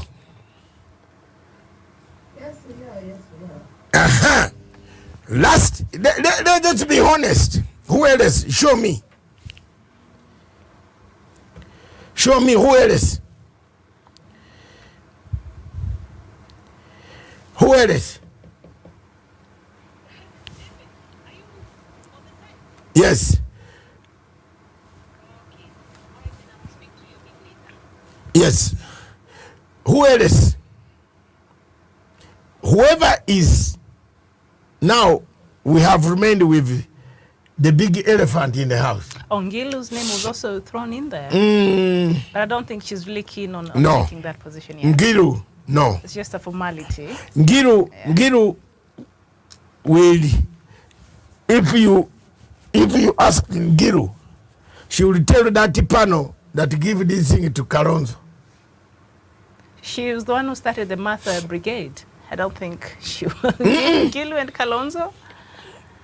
She pulled Kalonzo. Even in this latest, it is Ngiru who has pulled Kalonzo back. Kalonzo would have gone a long time ago. This Martha Karua thing, she's the one who started with a couple of yes, other women. She's Martha Karua is a woman, yes. But can Martha Karua carry the burden of Baba? Convince every woman in the hamlet? I don't know. He could. If you can, yes, that one. So to me, the most serious candidates in this race are two. Martha Karua and Kalonzo Musyoka.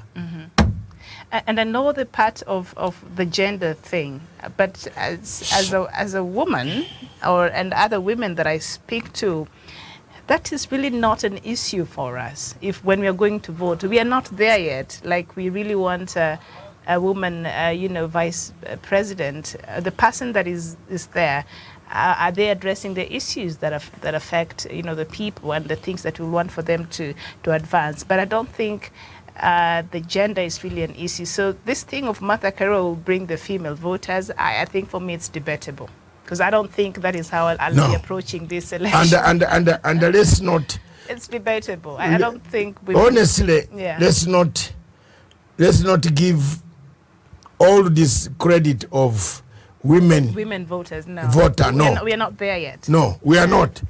People can decide to vote men only, and which we have, but unfortunately, that is still So the question of women, it will be a few elite group that agitate for women who will vote for Martha. So let's come to Mr. Kalonzo. First, I want to make a disclaimer. Kalonzo is a bad PR man. He's a very bad PR man. You cannot deal with Kalonzo. There is no secret that you can have with Kalonzo. Kalonzo is a spoiled child. He's unstable in his Unstable. thoughts. He doesn't, I don't know what problem he has. In his thoughts. Yet, Kalonzo is a very good person. Yet, Kalonzo can have as a heart which he goes back to say, okay.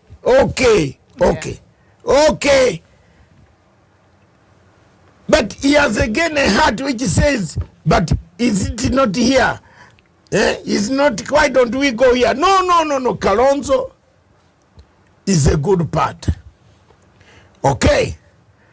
In numbers, in terms of public and national, Kalonzo cuts. He has the appeal. He has the appeal, a national appeal. But remember, when you choose Kalonzo, the other mafia guy on the other side of UDA will pick Mudavadi. Because up to this stage, with the opinion poll of yesterday, Ruto has now known that what Matanga was telling him is correct. I was telling people here that Ruto will cry tears when he looks at the northern, when he looks at, hello, which one is this? When he looks at the Mount Kenya vote coming down, he has no vote there. Do you know these guys in the mountain might not come to vote? Can you first put your pen down and reflect? These guys might not come to vote. The Kaire, Fred, Kaire, and so on. They might not vote. They are like a Baganda of my country. And let's speak the truth. They are like a Baganda. When you insult their people, you insult their king, you insult their son, they fold their hands like this. Wacha tuone. That's the word. And they might not come in big numbers.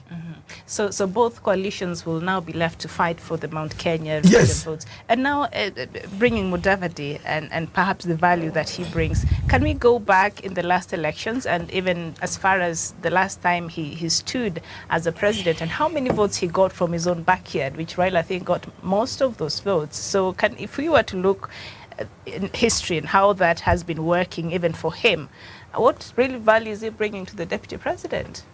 Kalonzo. Mudavadi. No. Western. From the Western region. Do you know what? Western, forget. Let Mr. Ruto forget Western. Western region. Ile Bungoma, wapi? He might take a few seats. Hapo juu Mount Elgon. Lakini huko mzee, wacha. Mudavadi has been lying to you. Hakuna huko hata Wetangula could be swept off. So maybe it's a bad idea for him to be considered for that position in Kenya Kwanza.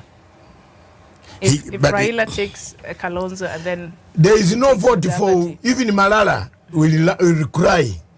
You know Malala is a drama. He's a dramatic boy of Buterega's show. That he wrote... The only thing he knows is to that... what is the show called? The play. Shackles of Doom. The Shackles of Doom. Malala himself is the Shackles of Doom. You see the way he is even soliciting money. You have seen the tape in TikTok. How he was calling the other minister for money. Help me. I'm not on TikTok. Maybe I should think You about better go there. There is a lot in TikTok. Nimpatie. Wacha tuseme hii. Usimwambie hii. This is a Shackles of Doom. Ataanguka ubaya sana huko Bungoma. Raila will get votes in Western. Haki ya Mungu atapata. So why are they worried about if Kalonzo takes Raila takes Kalonzo and then Mudavadi and then that might... They are worried. They want Kalonzo. They have now, with the opinion poll of 39-32, they are now scared. They have stopped even persuading Kalonzo. Because I think Kalonzo is a real value to Raila if we were to just look at the Ma'am, facts. you have hit the point. Let's close it there. Yes, Kalonzo's vote, as far as that part is concerned, put Mombasa, that's Kwale, Kilifi, hapo there. Unakuja hapa Taita Taveta Voi hapo. Wako ya Kalonzo hako na kitu hapo. And plus the other three governors, that will be a plus. Yes, so what Kalonzo needs to do is to come back and sit in a room with the three governors. None of them married each other's wife. Hey, mulikula nini nyenye? Did you marry each other or did you love each other's wife? Why are you hating each other too much? Where Mutua Atherere, what is your problem? Sit down with Kalonzo. Kalonzo mentored you. Hey, talk to Kalonzo. Give him the edge. You are Mutua. You are. Don't get annoyed. God does not like that. Why don't you be like me, who is being insulted every day, but I'm still smiling. And I'm going to smile all the way until we finish our tenure of office. With President Uhuru Kenyatta, tutamaliza, mimi taenda kwangu. Niko na nyumba ya kulala, jameni. Lakini nasaidia rafiki yangu. Voluntarily. Amalize, tuende. So, Mutua must come back and talk. They should talk. Ngiru, shida gani? Why are you dismembering Azimio? In fact, if I were Raila, I would call a meeting for these other people. Forget, kill one day, and I call a meeting for Kalonzo, call a meeting for Mutua, call a meeting for Kiwana. Let them be in the room, 4 of them, without these blue boys. Blue-eyed boys with suits running around. Those are the people who spoil things. Chase them.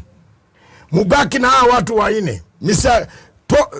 Baba nakwambia, I am a veteran in political, mastery. I'm a veteran like you. I follow your steps. Listen to me.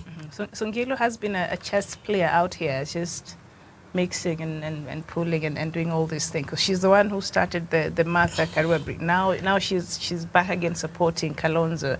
But no, the feud in... She should have written a letter if you say she's the one. She's the one who supported Martha. She would have written a letter like Gideon Moi. The man I've liked in this whole game is Gideon Moi. Gideon Moi has done a great job. Well done, boss.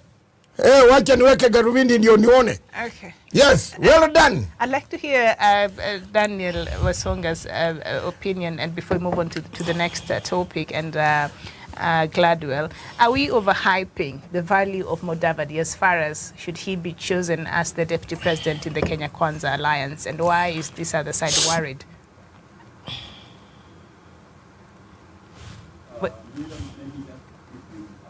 When you look at Kalonzo Musyoka, and I'll still use whatever Dr. Matsanga gave us, the probative value of Kalonzo Musyoka maybe vis-a-vis Musalia Mudavadi, you then will realize that Musalia Mudavadi does not bring anything on the table of Kenya Kwanza other than the regional balancing, the image, that just showing that perhaps in Western Kenya we have someone who is also in Kenya Kwanza, give it a national outlook. But in terms of vote, 0 votes from Western Kenya. I really doubt if he has to be chosen the running mate of William Ruto, if we'll be able even to garner more than 10% or 15% of votes in Western Kenya. So I don't think in matters of votes, Musalia Mudavadi has any value compared to any other candidate, let's say like Kalonzo Musyoka.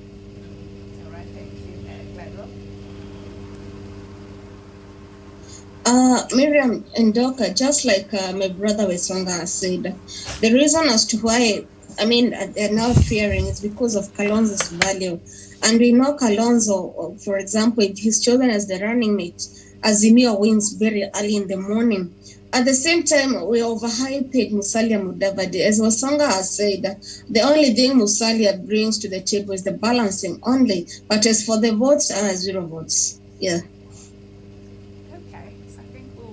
Move on to the next matter, and that is the 47 plus presidential candidates. They too many. The registrar of political parties has cleared a record 47 Kenyans as independent candidates in the August general election, even as major political parties plot spirited fights against the politicians going it alone. If all of them go through the final hurdle and are clear to contest by the Independent Electoral and Boundaries Commission, IEBC, this could be Kenya's longest presidential election ballot paper since multi-party elections in 1992.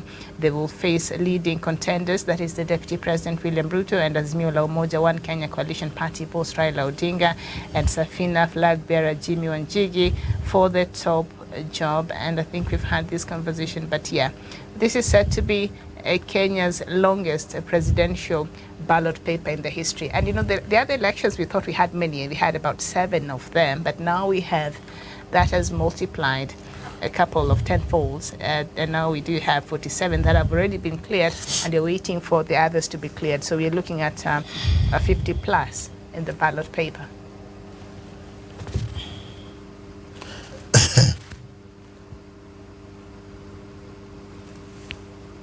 Well, people died and fought for multi-party democracy. These are the fruits. I am happy that the Minister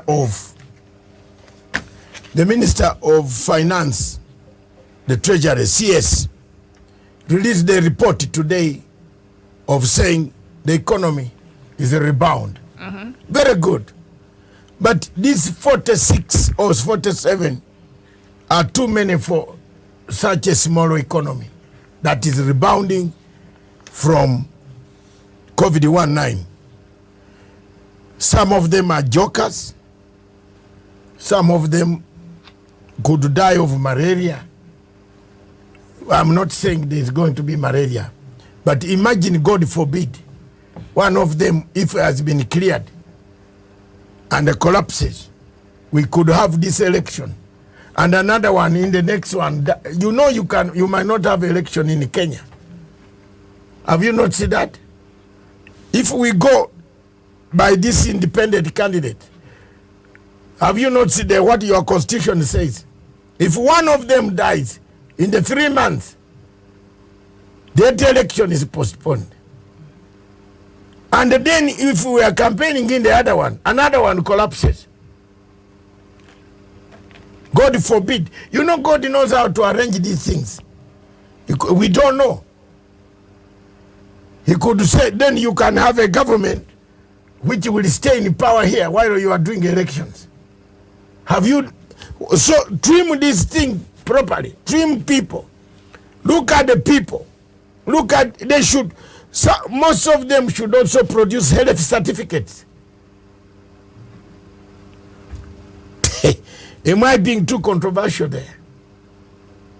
On top of the academic, deliver your health certificate so that you help the IEBC to check about your mental capability. Imagine if you have gone to the doctors and said the cancer will kill you, but they don't know when it will kill you.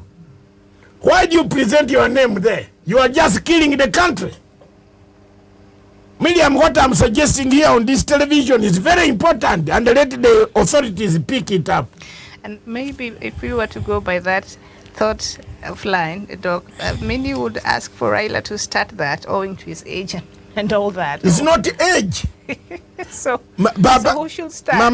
Mama is not age. Because a lot of these ones are young, so probably they're fit. No. You can be, Miriam, you can be young. So we could be locking out the top contender if they started producing the medical records. Raila has not told you he's suffering from cancer. I'm just saying, being an old person, you know that. No. An old person suffering with cancer would declare. But there are people who have symptoms.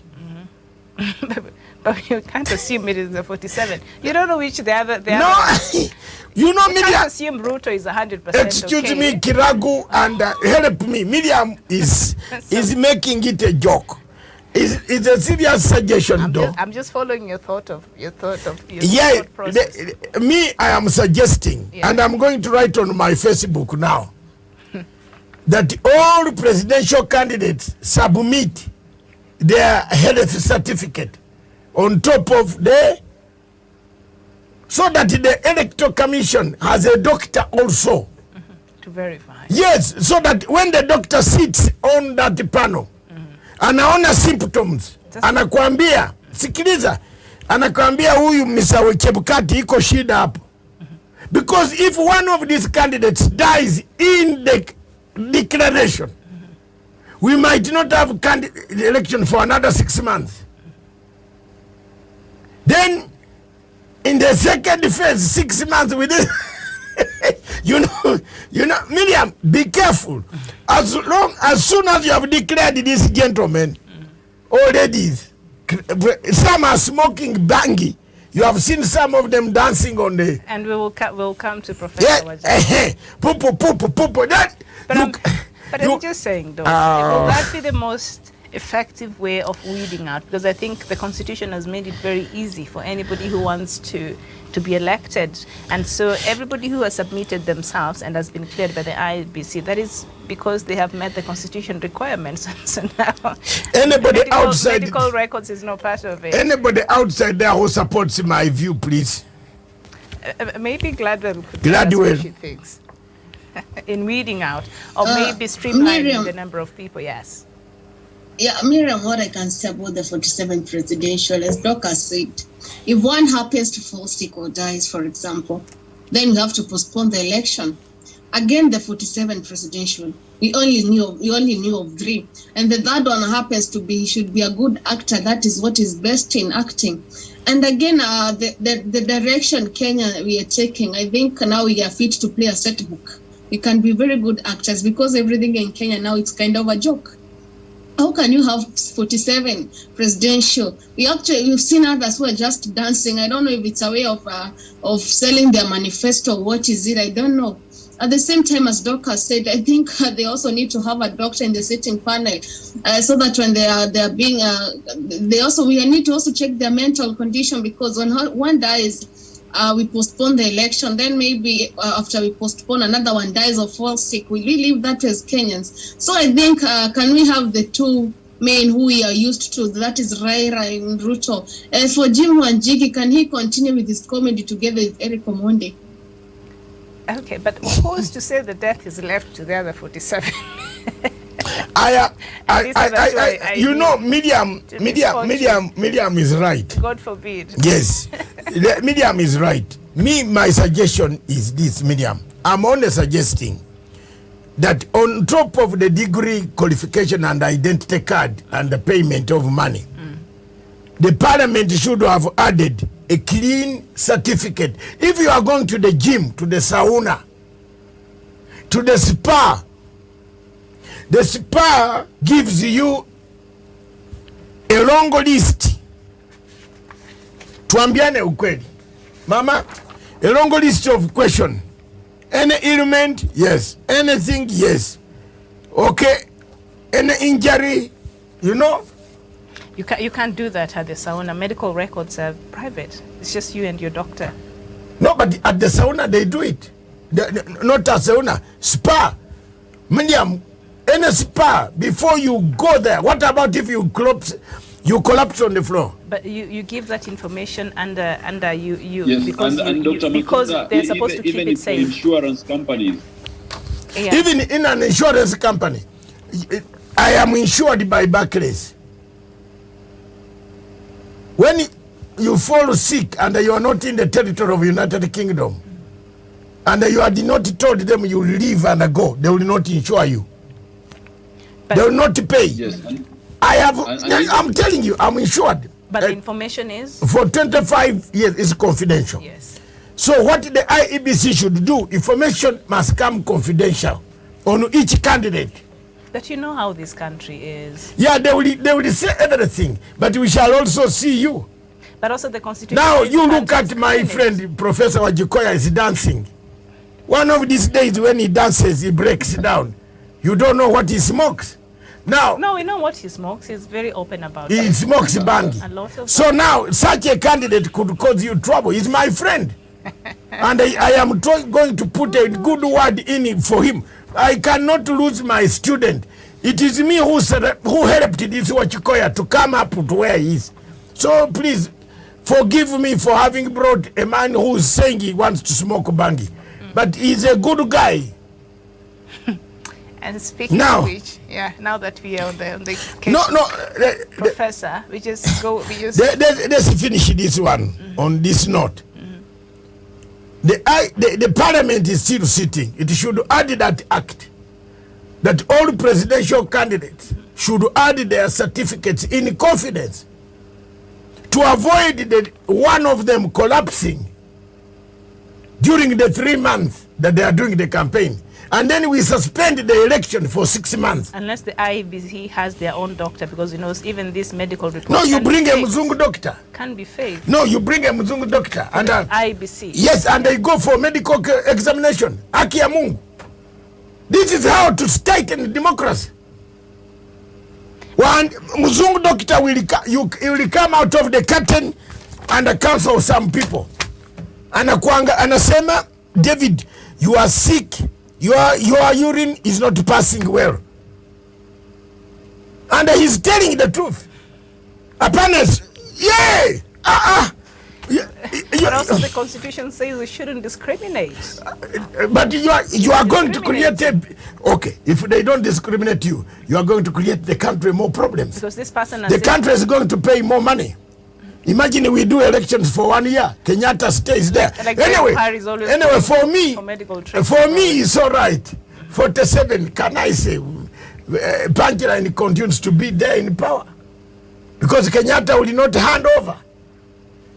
Are you with me? We're not praying for anyone to die. No, we are not praying for anybody. But if something happens, that is not the prayer we are having. Why don't we have a safeguard? We make it hard for people to so that you make it hard for people. Even if for example, if the doctor said you have a terminal illness, in Britain, Mayday Hospital, that terminal illness will be transmitted everywhere in UK privately. Look at me, privately. That anywhere in the United Kingdom, if you walk and knock your foot and the blood is coming, when a doctor is going to see you in any particular location, he will now see you as a patient who is terminally ill. How many can it happen here? We are not there yet, but we are getting there. Thank you very much. And that's why we can't put that as a requirement. That's why an insurance company in UK, in Britain, even here before you insure, the insurance company comes with a list, what illness, and be frank about it. In UK, it is a mandatory. If you lie on the form, 7 years. Even here, it's a requirement. Before No, but people lie. Go to UK and fill your customs and entry certificate, excise, inland revenue form for your national insurance number. If you have been receiving on your account 20,000 pounds, and you say 19,920 cents, and you leave 80 cents, do you know how many years you go? 7. You lied. They will call police, the social security police themselves, they knock your door. On a simple thing, what is 80 cents? It is not even 1,000 shillings. Lakini watakufunga 7 years. You lied. And that's why democracy here, democracy in Britain has grown up to today. But how many years is the democracy in Britain? It has been growing. They don't have a constitution. But if you have judges in Kenya who said there is... No. Let me ask you. If Britain, which gave us independence, Miriam, let me remove the glasses and ask. If Britain, which gave us independence, has not got a written constitution, and the people who call themselves Professor somebody and the Professor so and so went to read the same English in Britain, which has no constitution. Why did Britain not write a constitution? Because they did not want, and I repeat, the British did not want contradictions among a society. Because all articles in the constitution, anything is real. There is no one which is a basic structure. So tulikuwa na professors hapa wanakaa kotini up here. That Joel who, Professor Joel who, and another one, Lumpens. They came and said there is a basic structure. Then everything in the constitution you touch takes you to prison. If you play a lot of music at night, NEMA will come and arrest your equipment and you the owner. Don't you go to prison? Hey, I'm teaching here. Today is a lovely day for teaching. Miriam, take us to the next. Okay. The candidates are too many. Yes, but before we leave the candidates debate, I think we brought in Professor Wajackoyah. So let's just look at the topic as well, because we had it as one of our topics today. And Professor George, so we add on this one, yes. Became an internet sensation in February after he officially announced his presidential bid and outlined his pledges ahead of the August presidential elections. The lawyer pledged to create 8 prime minister positions in his government, personally serve as the immigration minister, suspend the constitution for 6 months, change the working days to Monday through Friday, legalize bang and sell it to clear Kenyans' loans, and with only 10 days to go to May 16th, the deadline set by the Independent Electoral and Boundaries Commission for presidential candidates to name their running mates, the presidential hopeful has unveiled the person who will deputize him should he win. A Roots party thus became among the first party to name a running mate ahead of the deadline. In a tweet, Wajackoyah said that he had picked Justina Wamai, making her the first female presidential running mate in this year's general election. So I've mentioned some of his plans as a president, and among them is to legalize bang and to sell Kenyans' debt. And the weekend should start on Fridays and suspend the constitution for 6 months. For what? Yeah. The constitution needs to be suspended, actually cleaned. The Constitution of Republic of Kenya, that there, one thing I agree with wajackoyah is the Constitution is very dirty. But how do you take that seriously? I see the photo of him there with that durag on his head and... Yeah, but you know, these are people who win elections. Where? In my friend, this guy could get more votes. From who? The people he represents is speaking to don't even go and vote. I know them. Maybe that is. Look, I'm assuming. Look there. Look at that. So now, this is a man. This is the presidential candidate dancing. That's Professor Wajackoyah. Let's not forget. No, but he's my Miriam. Yeah. In let me calmly tell you some story. In 1998, while driving in Surrey in Croydon on London Road, I saw a tall gentleman whom I had seen in Kenya in 1987. He was in police uniform that time. So I met wajackoyah. I said, are you not wajackoyah? I said, yeah. Hey, Mathanga, I came. They came back. They are the group that fled after the killing of Oko. You remember? I interviewed him. His story was different. Yeah, I interviewed him in my previous work. Yes. Yeah, maybe he gave a different story. No.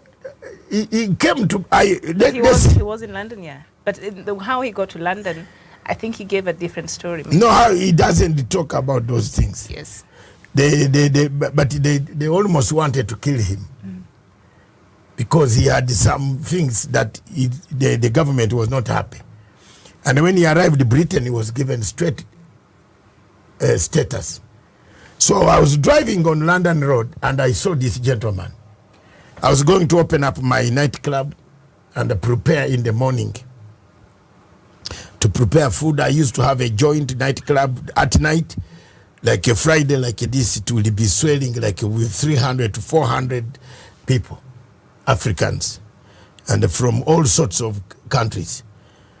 So I stopped my car and I came out. I said, wajackoyah, where you go? And yes, I live here. I live up here. I said, okay, what do you do? I said, but I work in Camden. So he told me, he said, in Camden, I asked wajackoyah, in Camden, what do you do in Camden? David, this work of London, do you ask somebody what he does? No, I said, but you are my friend. Why don't you ask me? You used to be a policeman in Kenya. I run a nightclub where Jamaicans come to harass me. And I always fight them alone. So why don't you come? He said, what? Is this the nightclub down there on Club 791? I said, yes. Then we went, he sat in my car, we went up to the nightclub. I opened, he said, the job, consider it done. He went and wore the type of shoes he's wearing, those ones there. In the evening he came. Then he narrated the story to me when I was paying him the first 250 shillings, pounds, for 2 nights of Friday, Saturday, because Sunday we usually don't open. That time the laws were very strict. But later on the laws became 24 hours. You can open up to morning. So wajackoyah told me the story that he's in Camden digging graves. A grave digger in Camden. I said, what? This is not African. No. You can't, no, please don't go there. Stick here. And then, what are you doing? He said, I've applied for a course in the University of London. Around the Highbury, Islington, there is the universities there of London. I said, no, for me, I'm going in London Guildhall. Said, I said, let's pursue this, but I will pay you here. We leave 3 o'clock. We are on the train, gone already, because the train is there coming time. Wajackoyah started studying, left that job. He has never forgotten. And he reminds everybody where he goes. He's a very sincere man, a very good guy. Give him credit. He doesn't tell a lie. Please, Miriam. That guy is very good. Does not tell a lie.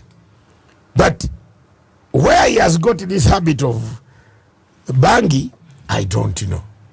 Because now this one shocks me. I don't know what I will do, but there are some things that are very correct. Like the constitution there, he has a point. The Kenya constitution needs just to be revamped. And he was a very good supporter of Baba. I don't know what happened because he also helped Baba's sister on migration issues. You know, at that time, Baba was being harassed by Moi. We all put our hands together and our heads together. So, a long story, but all in all, it's a very interesting, unaffiliated show today. That's the best I can say about Wajackoyah. And he's my friend. Let's not damage his candidature. No, maybe let's just look at his agenda, because he's running, so we have to interrogate some of these things he wants to do. The agenda number 1, legalize and sell bangi. To solve the problem of the debt burden in Kenya. That's not very good. That is like a weed mind speaking now. Then he says the weekend start on Friday. So he wants to make Friday. He's trying to appeal to Muslims. Have you seen the bind behind it? Mm-hmm. So that the Muslims are also given a Friday as a holiday, like a Dubai. But then the Dubai, Sunday is a working day. Another one, suspend the constitution. That one, the constitution is not very good. It needs a lot of review. Have 80 prime ministers. Hello? Where will you get the money to pay them? The money you have used to sell bangi can again get finished before you pay the debt. Reintroduce death penalty. Yes. That one I agree with him.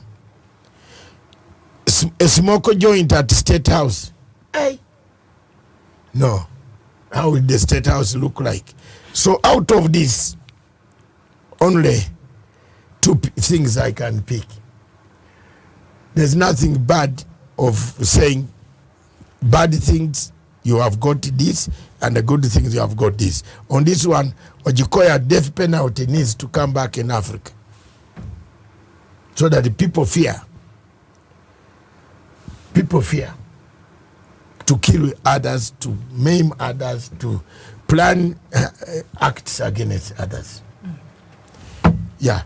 Kirago, your thoughts on the agenda of presidential hopeful Professor Wajackoyah? Let me call him by first name. The second name is inanitatanisha kidogo, George. With George, I only agree with one about the constitution. As for the rest, no. And what he's trying to do, he's trying to turn Kenya into Jamaica. This is Kenya, this is not Jamaica. And you saying that you want to legalize bangi, our kids then are going to be spoiled. You saying that you want to have a smoking joint in State House, for Christ's sake, how will it look like? It will actually even turn to be a brothel then. So, I mean, his manifesto, I'm not liking it. Again, the picture, when they were standing together with the running mate, that is Justina Wambui, it also portrays a lot. The less of the woman had tied, the less of this is used in Jamaica, and people who uses bangi. So it's a clear indication that when he gets the position, the first thing he will do, he will legalize bangi. Yeah. And they are going to, don't forget, if they go through, they are going to be given protection. Yeah, once you've been cleared, you're given state protection. Both of them will be given protection. Until the elections are over, yes. And if one of them goes down... They better not go down. If they need to smoke that thing to be okay... That's why I suggested That's Miriam. That's why I suggested a health certificate. If the smoking that thing makes you dance and be okay, you continue to, because we need you to be fine, Daniel. It makes him jolly. Did you know? He's jolly. But don't blame the guy. The guy was digging graves. He's literally high. You know, some of these wazungu are still running in his head, man. Oh my goodness. Hello, man, Professor. Are you still digging grave?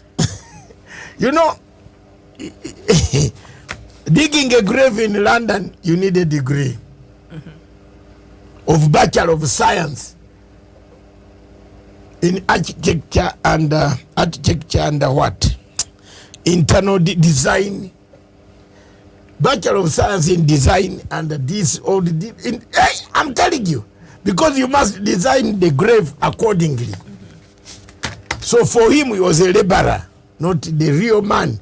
The real man comes with tape measure. Said, this 6 feet 7 times. Don't take the lamp this way. Take it this way and that way.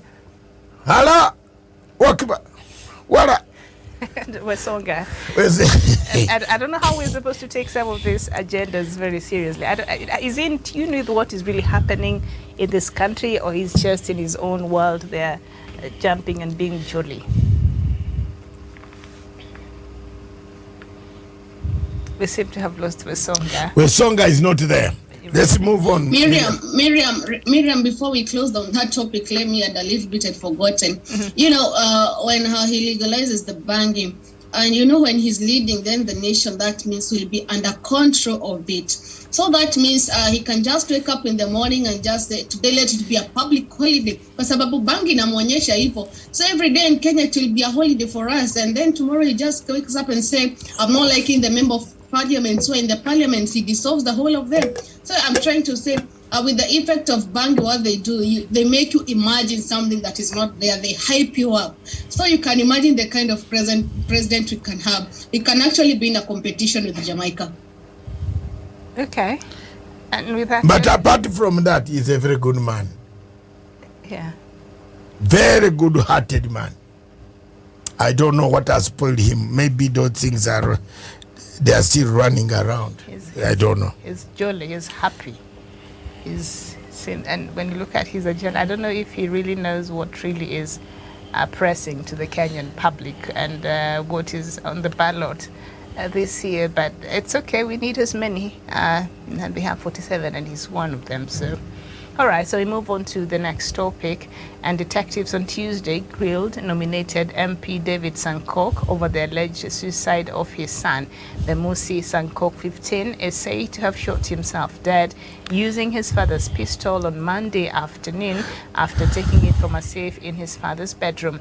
The team of detectives led by Narok DCI Mwenda Ithaiba visited the home of the lawmaker at his Ewasunyiro in Narok South and questioned Sankok, his wife, daughter, and a worker. And I think yesterday the chairman of that funeral committee, was asking Kenyans to stop politicizing, the matter, because the family is going through so much, and we've seen how that since the breaking of this news and how social media Kenyans have been reacting to it. And just reading through the messages, sometimes it's heartbreaking. Our father is moaning, but we've seen Kenyans have really politicized this matter. So the death of his son by his father's gun, I don't know, what are your thoughts? Miriam,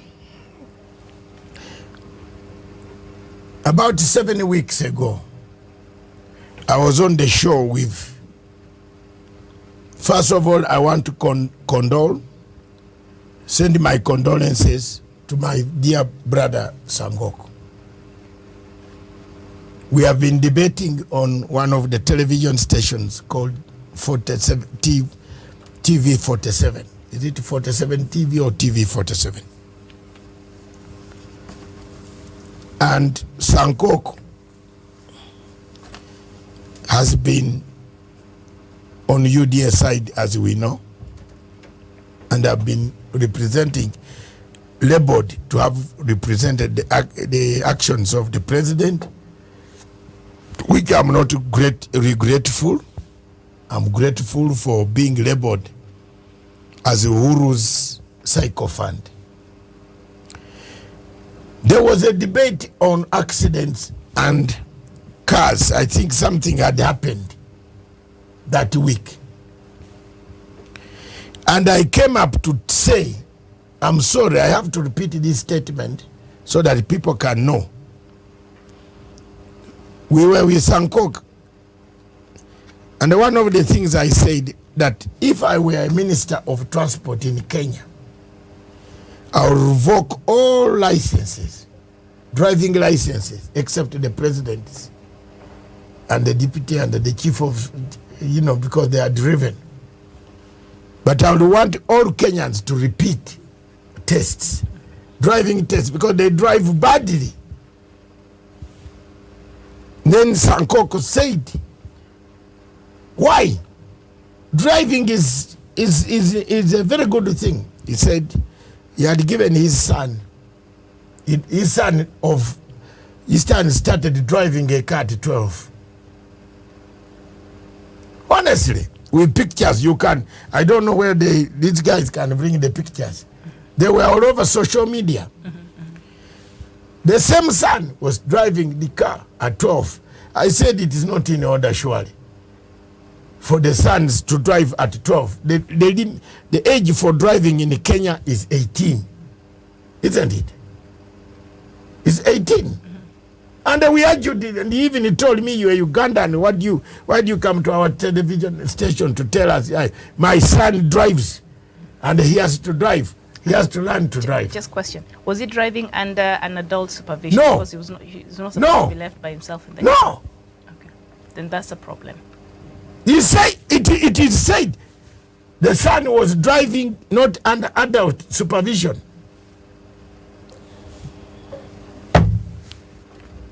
That same son, you see, the picture is there. That's the son, 12 years old, was driving. And then I asked him, this one, you were there. What about usually? Do you send him? He said, yes. Linda Arela asked, do you send the son to go and drive alone? He said, yes. He drives. And what is wrong with that? No, these rules are in Uganda. Pereka huko Uganda, not here. That's the truth. And I tell the truth. I condole with him about the death of his son. And it is very, very bad to lose such a younger man. And now, so many things, investigations are coming surrounding 2 guns. Some of them, look, this is the son. With, what is this? I think that is the traditional ornament, but that is, I don't know how I would sit and be comfortable. No, but you look at the mother or whoever is, or the sister. They are comfortable in the car. That age driving. These are some of the things. So when a younger guy like this one starts getting used to things that it could develop into a habit. And now you can't tell them no. No. You can't tell him, don't touch this, don't touch that, don't touch that.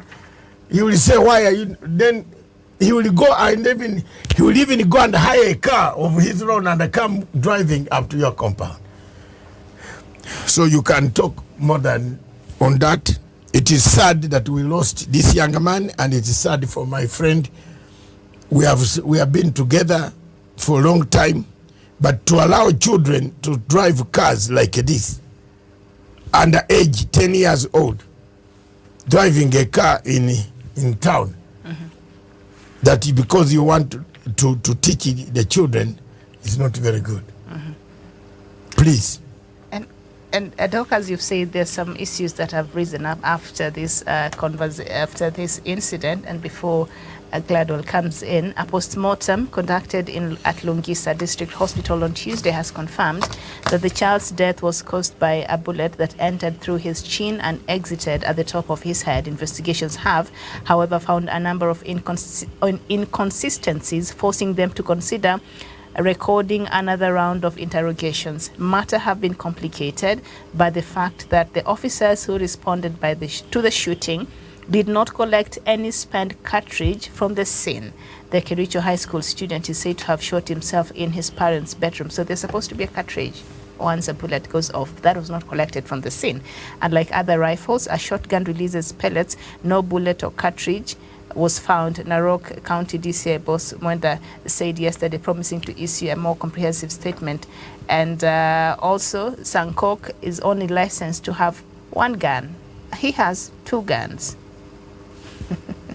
So that is also a problem on his part. So if the one that he shot him was illegal gun, then he has a problem. You know, he will go down for manslaughter. And a shotgun, like all firearms, releases a spent cartridge after a shot is fired. Since police did not collect a cartridge from the room, questions have been raised on whether the scene was cleaned or tampered with. So look at that. There we are. We are going into other enclaves. But the issue of people politicizing this, and the family is asking for, their privacy to be respected. Who is politicizing? Because after this was the police are the one politicizing. Now, are we politicizing? There is nobody politicizing. The police should do their work without coming to the newspapers. And is it because of like you've said, you've made reference to some of the sentiments and how he responds and how he talks on certain matters in public? Is that why? Because when you look at the people who are commenting on this, 3/4 of them have no mercy at all. Have no mercy towards Sankok. And so you wonder, the person is just... Yeah, a few days ago, Sankok himself was burying Raila in a coffin. A mockery. Mockery, yeah. It's not very good. And also when Raila's son died, I think that is where the politics... So his comments on you that. see, there are certain things that you can make comments on. Yeah. And there are certain things you don't make comments on. Especially... For me, something that touches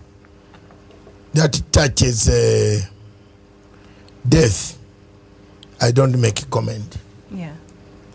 I leave, God is the one who makes that. Some things like, I only touch things like a car. Why do you drive a car at the age of 12? Why should a son drive a car at the age of 12? 12. That is 10. And I know boys, because I do have a son who every now and then is curious with his father's car, but we'll never let him step on that pedal. But he's curious and he thinks he knows, but you can't allow him. Because boys, but you can't allow him to sit on that driver's seat and take the wheel. I started driving. I never went to a driving school, but I started driving in 1980 when I bought my first car. But Miriam, all along I was washing my uncle's car. Just washing it and leaving it. Yeah, but mastering how he goes in, he takes the thing. And I think it's... And when I start, no, honestly, this is the truth from the bottom of my heart. I just entered my car, Fiat Mia 40, which I bought in 1980. I bought a car, the first car. Second to the scooter that Obote had given me. The second item I bought, a Fiat Mia 40, I drove. Without a license? No. There was a license. 1980, I was a grown-up. Oh, you're already taking a license? Yeah. I've gone through the whole... Yeah, look, their license does... I thought you drove by just... But No, I drove... For boys, it's... Even... They're usually very curious when it comes to things like cars and technology and machines. So it is in their nature. So as a parent, you need to control that. You know, my first experience was the MP for Mbale Town got drunk in a nightclub where we had gone to dance. He couldn't drive. So I picked his keys from the pocket. I drove him up to his house.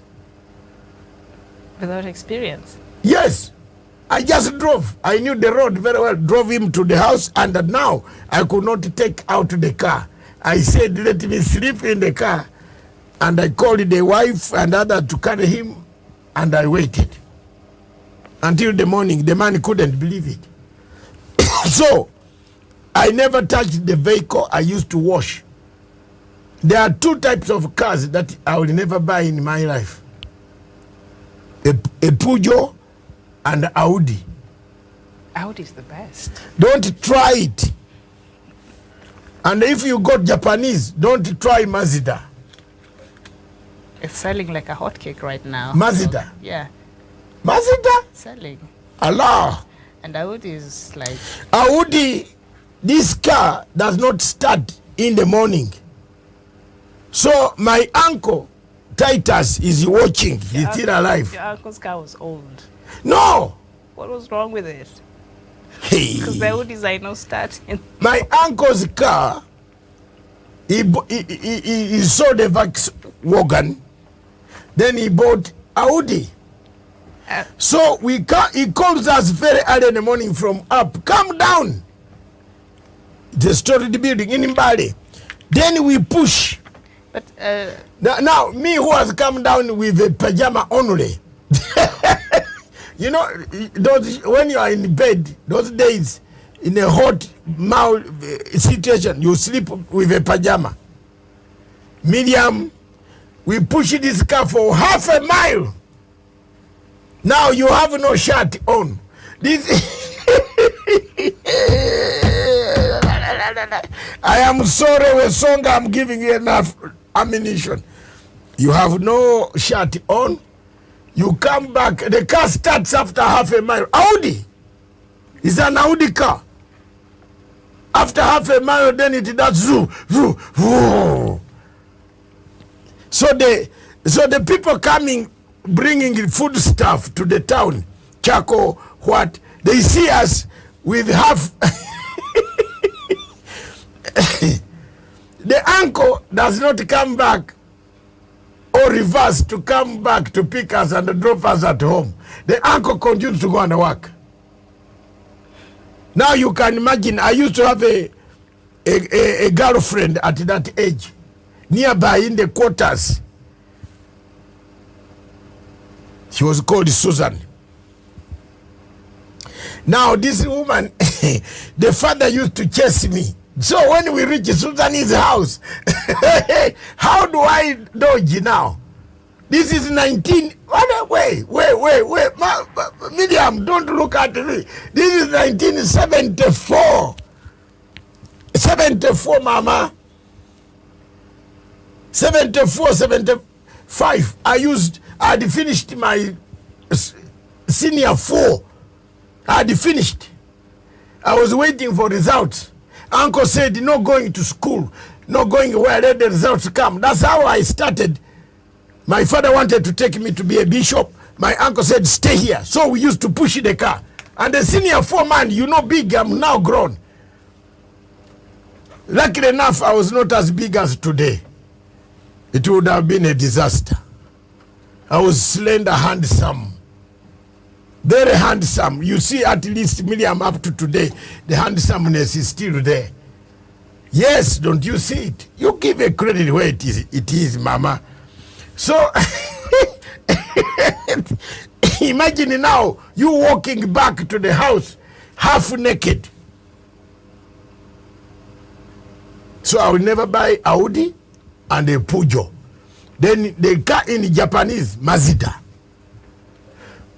The best car in Japan to buy is Toyota. You don't stick on the road. It's reliable. It's reliable. The best car in the world, the best car in the world to buy is Mercedes. Your uncle's probably had a faulty engine. No, Audi is one of the Audi, the best cars in Germany. I don't know what Germans make good cars. Audi is one of the good cars. I would. But I don't know why they made that in the morning. I think they made the technology from the cold winter. So in the morning, this car, that uncle could come with the key. Your uncle's car was bad. The battery he changes every week. Yeah. But he said, come, push. And you know, those were the days of Idi Amin. High Idi Amin soldiers. Some of them, they are going down the road, they could stop and say, what is wrong with these people? 2 children Two of us. Two of us. You can imagine. Walking up. The army could stop us. Then when the uncle came in the evening, he's called Uncle Titus. He's still alive. He will not say I am telling a lie. Uncle Titus needed a new Audi. His engine was bad. No. Audi is a good car. Later on, that is when he now turned. Do you know what he turned into?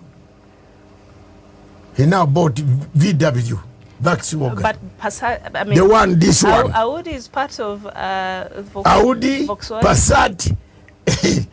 That group, Passat is even the worst. Passat is the. It's comfortable. In Uganda, we used to have Passat for National Intelligence Service. Yeah.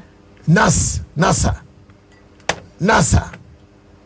When you see Passat coming near your door, you must jump through the window. Hey, Allah, way. Passat, very comfortable car, but starting in the morning, Arambe. Audi, Arambe. Peugeot, Arambe. The only car which is reliable, Range Rover, Mercedes. In Britain, I can't buy Ford car. You can't give me for free and I have a Ford. Ford is one of the worst cars, also gives people headache. When you drive it for 1 year when it is still good, but after that, throw it. So the only car which still stands around the world, Toyota and Mercedes. Then BMW. Doc, I think your uncle also these types of vehicles that... I know all the women these days. I know all the women. No, Miriam, you be very honest. You women these days like...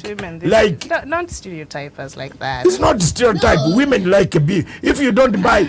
My daughter, my last born daughter told me, the present.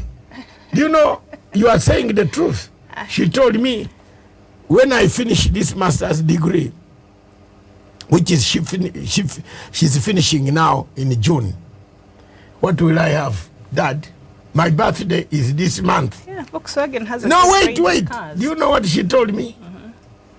I said, okay. She sent me a photograph. Do you know what the photograph is? Audi, this special. Yeah. The special one, the latest. Yeah. And guess how much it is? That's small change, I mean. For who? Small change for me. You know you can. Okay, fine. It is small change. Okay, fine. Not Doc, not everybody. But what I'm trying to say, Audi actually you can go to some place. They compare right the now, best. But anyway, Audi personally, let me remain with my Subaru. That Mazda, you don't like that. No, Mazda, no. Selling like a hotcake right now. Mazda is bad. It has a carburetor problem. Carburetor.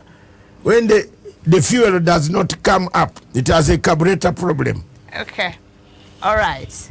Enough with cars, but it's wrong. Bottom line, it's wrong to give an underage child a car to drive. A car. It went to that. We're about to finish. Yes. Miriam, let's do, that is, we are sorry, we condole with the...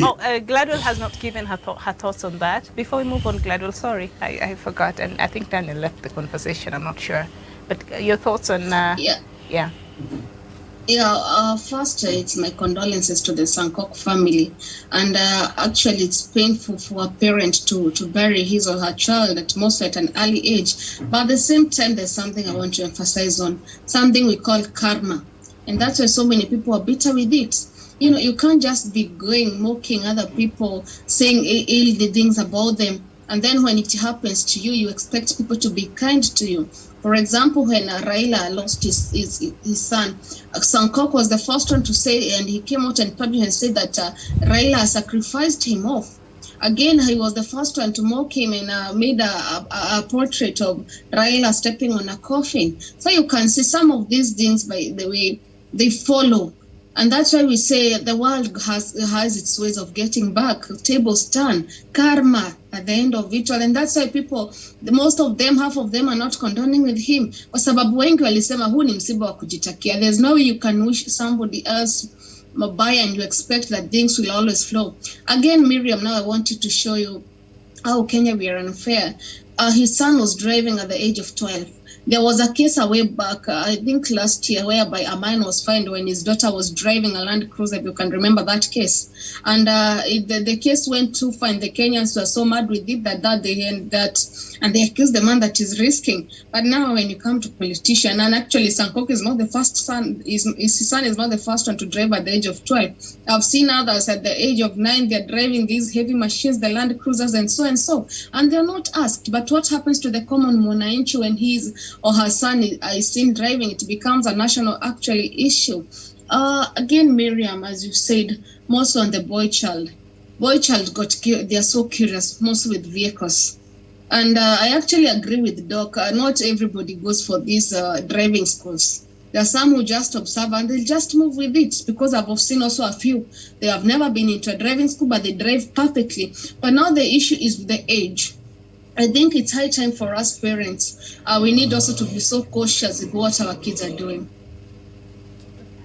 Thank you so much. And Raila himself, condoled with Sankok. So I don't know why the rest of everybody else is just still hanging on to what Sankok said years back. They should, if Raila has forgiven and moved on, they should do the same. Come on now. And let the grieving dad grieve in peace, okay? All right, let's move on to other matters from across Africa and Mali. There's a lot that seems to be going on there. There is one that you have left in the middle, money laundering. Oh yeah, money laundering. I think the Mali one, we can leave it for Sunday. Okay. What do you think? All right. And let's just make few notes. We don't want to waste much time. The videos are very clear on money laundering. All right. One of the hazards of journalism, Miriam, is when a journalist goes to look for some information. The information on money laundering was given by Interpol. All you need is to visit Interpol website and find out what they are saying about this money laundering of Kenya. So when you are an investigative, imaginative journalist, you sit down and see where they are heading. They have issued a red alert on the deputy president, the former president Atiku, vice president Atiku. There's a warrant of arrest for him in Nigeria for having actually corruptly took out money from Nigeria. So all you need, Kenyans, and let me tell Kenyans who insult people because they have done a project, is to go to Interpol notes and find out the Kenyan case. Type in there. It will give you the facts. Then come back to the Kenyan banks. They have frozen over 10 accounts. Is it 10 accounts? Yes. In banks. The information also is there. Bank statements. Some of us have got them. Then go back to the man himself. The people, they have issued a statement saying that is our money. So if a Kenyan in Kenya doubts the story, where is that 5.6 billion? Who is keeping it? Whose money was it? Now it has come out true that the money belongs to Mr. Ebimu, somebody called, let me mention the names so that people don't say we are reading. Yeah, because the three Nigerians. There are three Nigerians. Yeah, and they have close relations to the current, actually, Vice President of Nigeria. And that also one of them is the son-in-law of Dr. William Ruto, the banker himself, the one who married Rachel, who married June. You haven't seen. Okay. You didn't know that. And I didn't know. So which one of the three? We have Olobunmi Akenyemiju, Olufemi Olukunmi and Ogesasere Nehi. The first one. That's the son of Ruto. Son-in-law. The one who married June. That's the man. He's a banker in Dubai. And he's the one who signed, or Segeni is the one who signed a statement saying, look at them there. Is that not the one? That one, the first one there. Send it to them. Can't you see this? That's the guy who married June.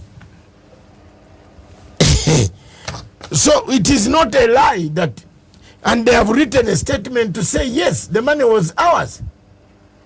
And it is ours. And then the question that Interpol is asking, why did you wire it in Kenya, then take it out to where? Yet it had not arrived in the destination where you could distribute it directly to Europe. That's where the mistake is. And don't blame us. Don't threaten people who are doing an investigative journalism. Mohammed Mo, or Mo, commonly known as Mo, is it Mo? Wasn't he the one doing investigative journalism? Isn't he with Ruto? How many bad things did he do on Ruto? That's the same family. They only change the names. It's not only Ruto, and I have not said they are looking for Ruto. The alert said one prominent politician and 2 Kenyans. This guy here, look there. That is Obafum. That's the banker in Dubai. You can go to Dubai, you'll find him. He's under investigation. He's extended his papers there. Interpol is investigating him. So is there any problem for us to report the story? The newspaper that wrote the story, let me tell you, Miriam, was not harassed. But you, who comes in to analyze the story, you are harassed. This is the guy who transferred the money.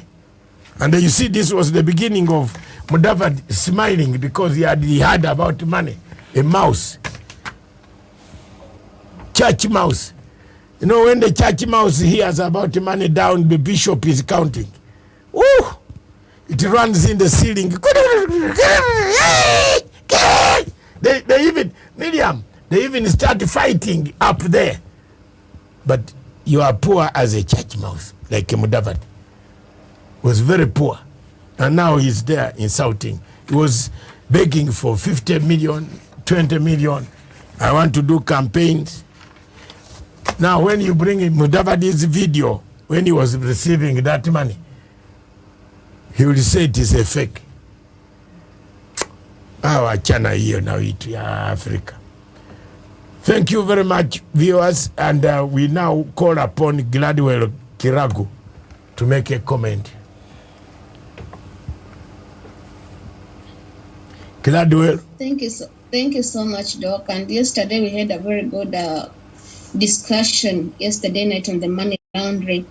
And what I can actually say and add to these politicians, I think it's high time. Kenya, we always say that we have the freedom, we were colonized and became an independent country. But where we are not enjoying the freedom of being a Kenyan. Reason being, we are still suffering. The common mwananchi, these mamambogas that everybody is singing about, and also the hustler nation, people are suffering out here. The economy is tough on us. And what pains is that there are people who actually managing to pocket the money that is supposed to be used. The county government not doing its work. And that's why we even having the infrastructure in some parts of the county is actually poor because of people pocketing the money. And actually this money is the people's the tax we pay as Kenyan. And that tax actually is even the tax we have to pay. It's also misused. It actually doesn't do the work it's supposed to do. And that's why you find these politicians always walking around with big tummies and with big vehicles that always have their windows tinted, You can't see who is actually passing out unless you see the number plate. So I think it's high time before the president retires, can he do away with some of these things, the wash business, the money laundering, because Kenyans need this money back into their pockets for the economy to be back to wherever it was. And more so for financial growth, the financial sectors need also to grow back so that everybody can benefit, enjoy the freedom that actually Kenya should be enjoying, and most of the citizens. Okay, thank you. Okay, the last picture that we want to see as we close, we have 5 minutes, Miriam, is the picture of former presidents and the late presidents. Stephen, I sent it to you, production team, my producer, and bosses in the production team.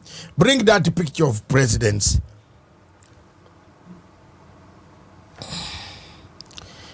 In that picture, you have it? Hey, but Stephen, I don't know. All right. You don't have it?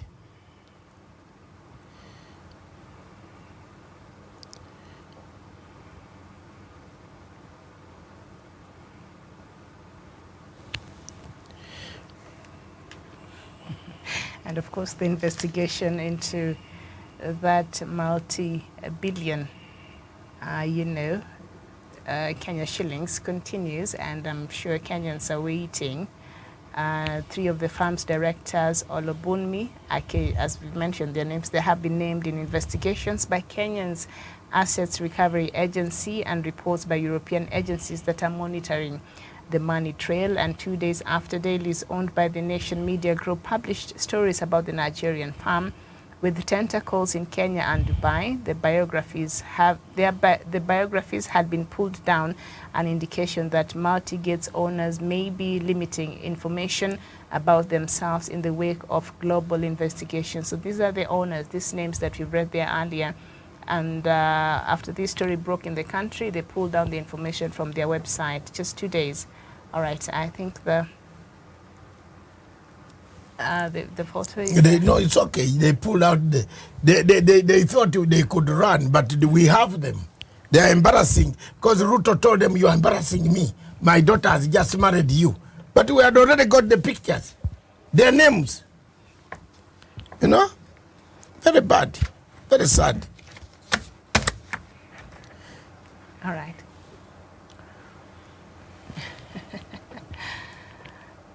So, Miriam, yeah, the rest of the story on Mali, we shall do it on Sunday. And we have done very well. We have done our good 3 hours. Thank you very much. Today, let's look at this one. And in this picture coming, just tell us which president you know or which one you have met before and who is still alive today.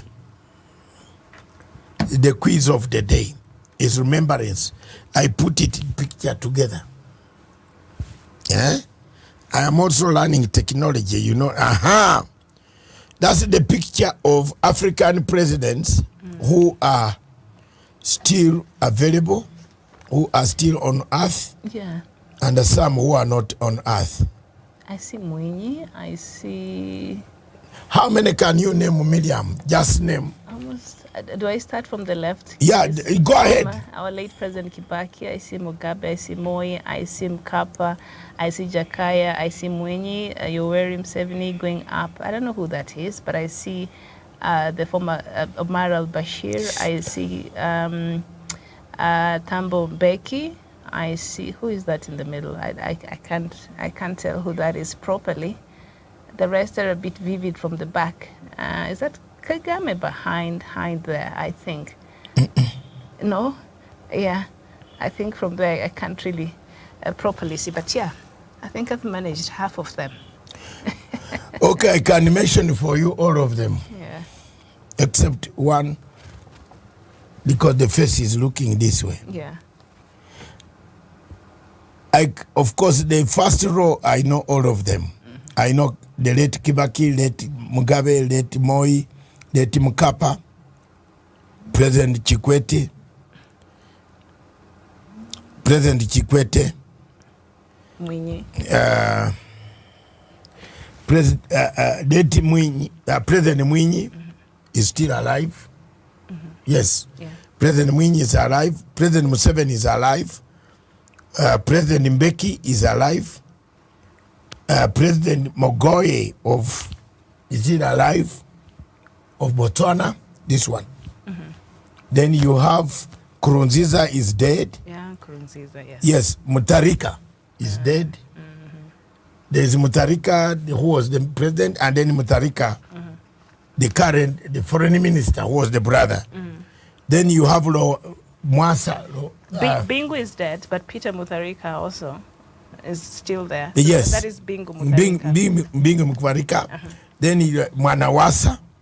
Then you have my friend Zenawi. Living, yeah. Zenawi. Then you have my friend Kabila. You see? Yeah, and who is the tall guy behind there? The tall guy behind is the current Prime Minister, Hamdok. That is Hamdok? Yes, Hamdok of Sudan. The guy behind. Yes, is Hamdok of Sudan. Hamdok, that's Hamdok, Prime Minister of Sudan, who took over from Bashir. Abdallah. Yes, I brought this. Close to Bashir. Yes, so out of 100, I've got 99. Mark me. No. Can you tell me this one here? I can't figure that out. This is the president of a certain country. That one at the end, can you zoom him? The one at the far The right. one behind Museveni. Okay, but at least we've managed the majority. So we thank you so much for watching. Gladwell, do you have any final words? As Do you have anybody you... By Miriam, I wanted to say, zoom him. This man here.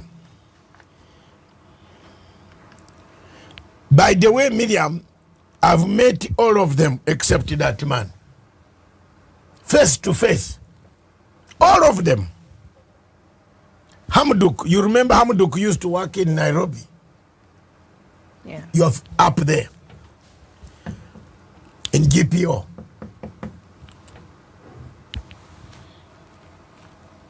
This one, voila. Which president is that? Knew of these younger men. Okay, we have to go now. Yes. Yes. Yes, Gladwell. Thank you very much. Anything you want to say before we close? Gladwell. She's already left. Well, thank you so much, though, for your time, together with Daniel Wesonga, who left us a bit earlier. We thank you so much, and we thank you so much for watching. Doc, maybe you could... Thank you very much. We see you on Sunday, 2 p.m. with Africa Showdown. Myself and together with Miriam, I will come with you. You want to come? Or you want to do it at home? We'll see on Sunday. At home will be nice. Ah, no. Okay, I'll be here at the fort. The next weekend is yours. All right. Yes, because you have stayed too much. I will be at the headquarters. Thank you very much. This is Punchline Africa TV. Thank you, our satellite in Berlin, for the transformation and transmitting this to the international community. You might be not seeing here, but out there we are being seen. Somebody was in Dubai, a friend of mine, great friend of mine, then called me and said, voila, in Dubai, I was in a pub and this phone, people used the phone to put it on the TV. Yes, and thank you very much, all of you across the continent of Africa, all of you in Zimbabwe. God bless you. Sunday, we want to see Zimbabwe. Is Zimbabwe moving towards a state of stabilization or destabilization? Good topic. So start cracking on it. God bless you. This station is for Africa, with Africa by Africa. Ciao.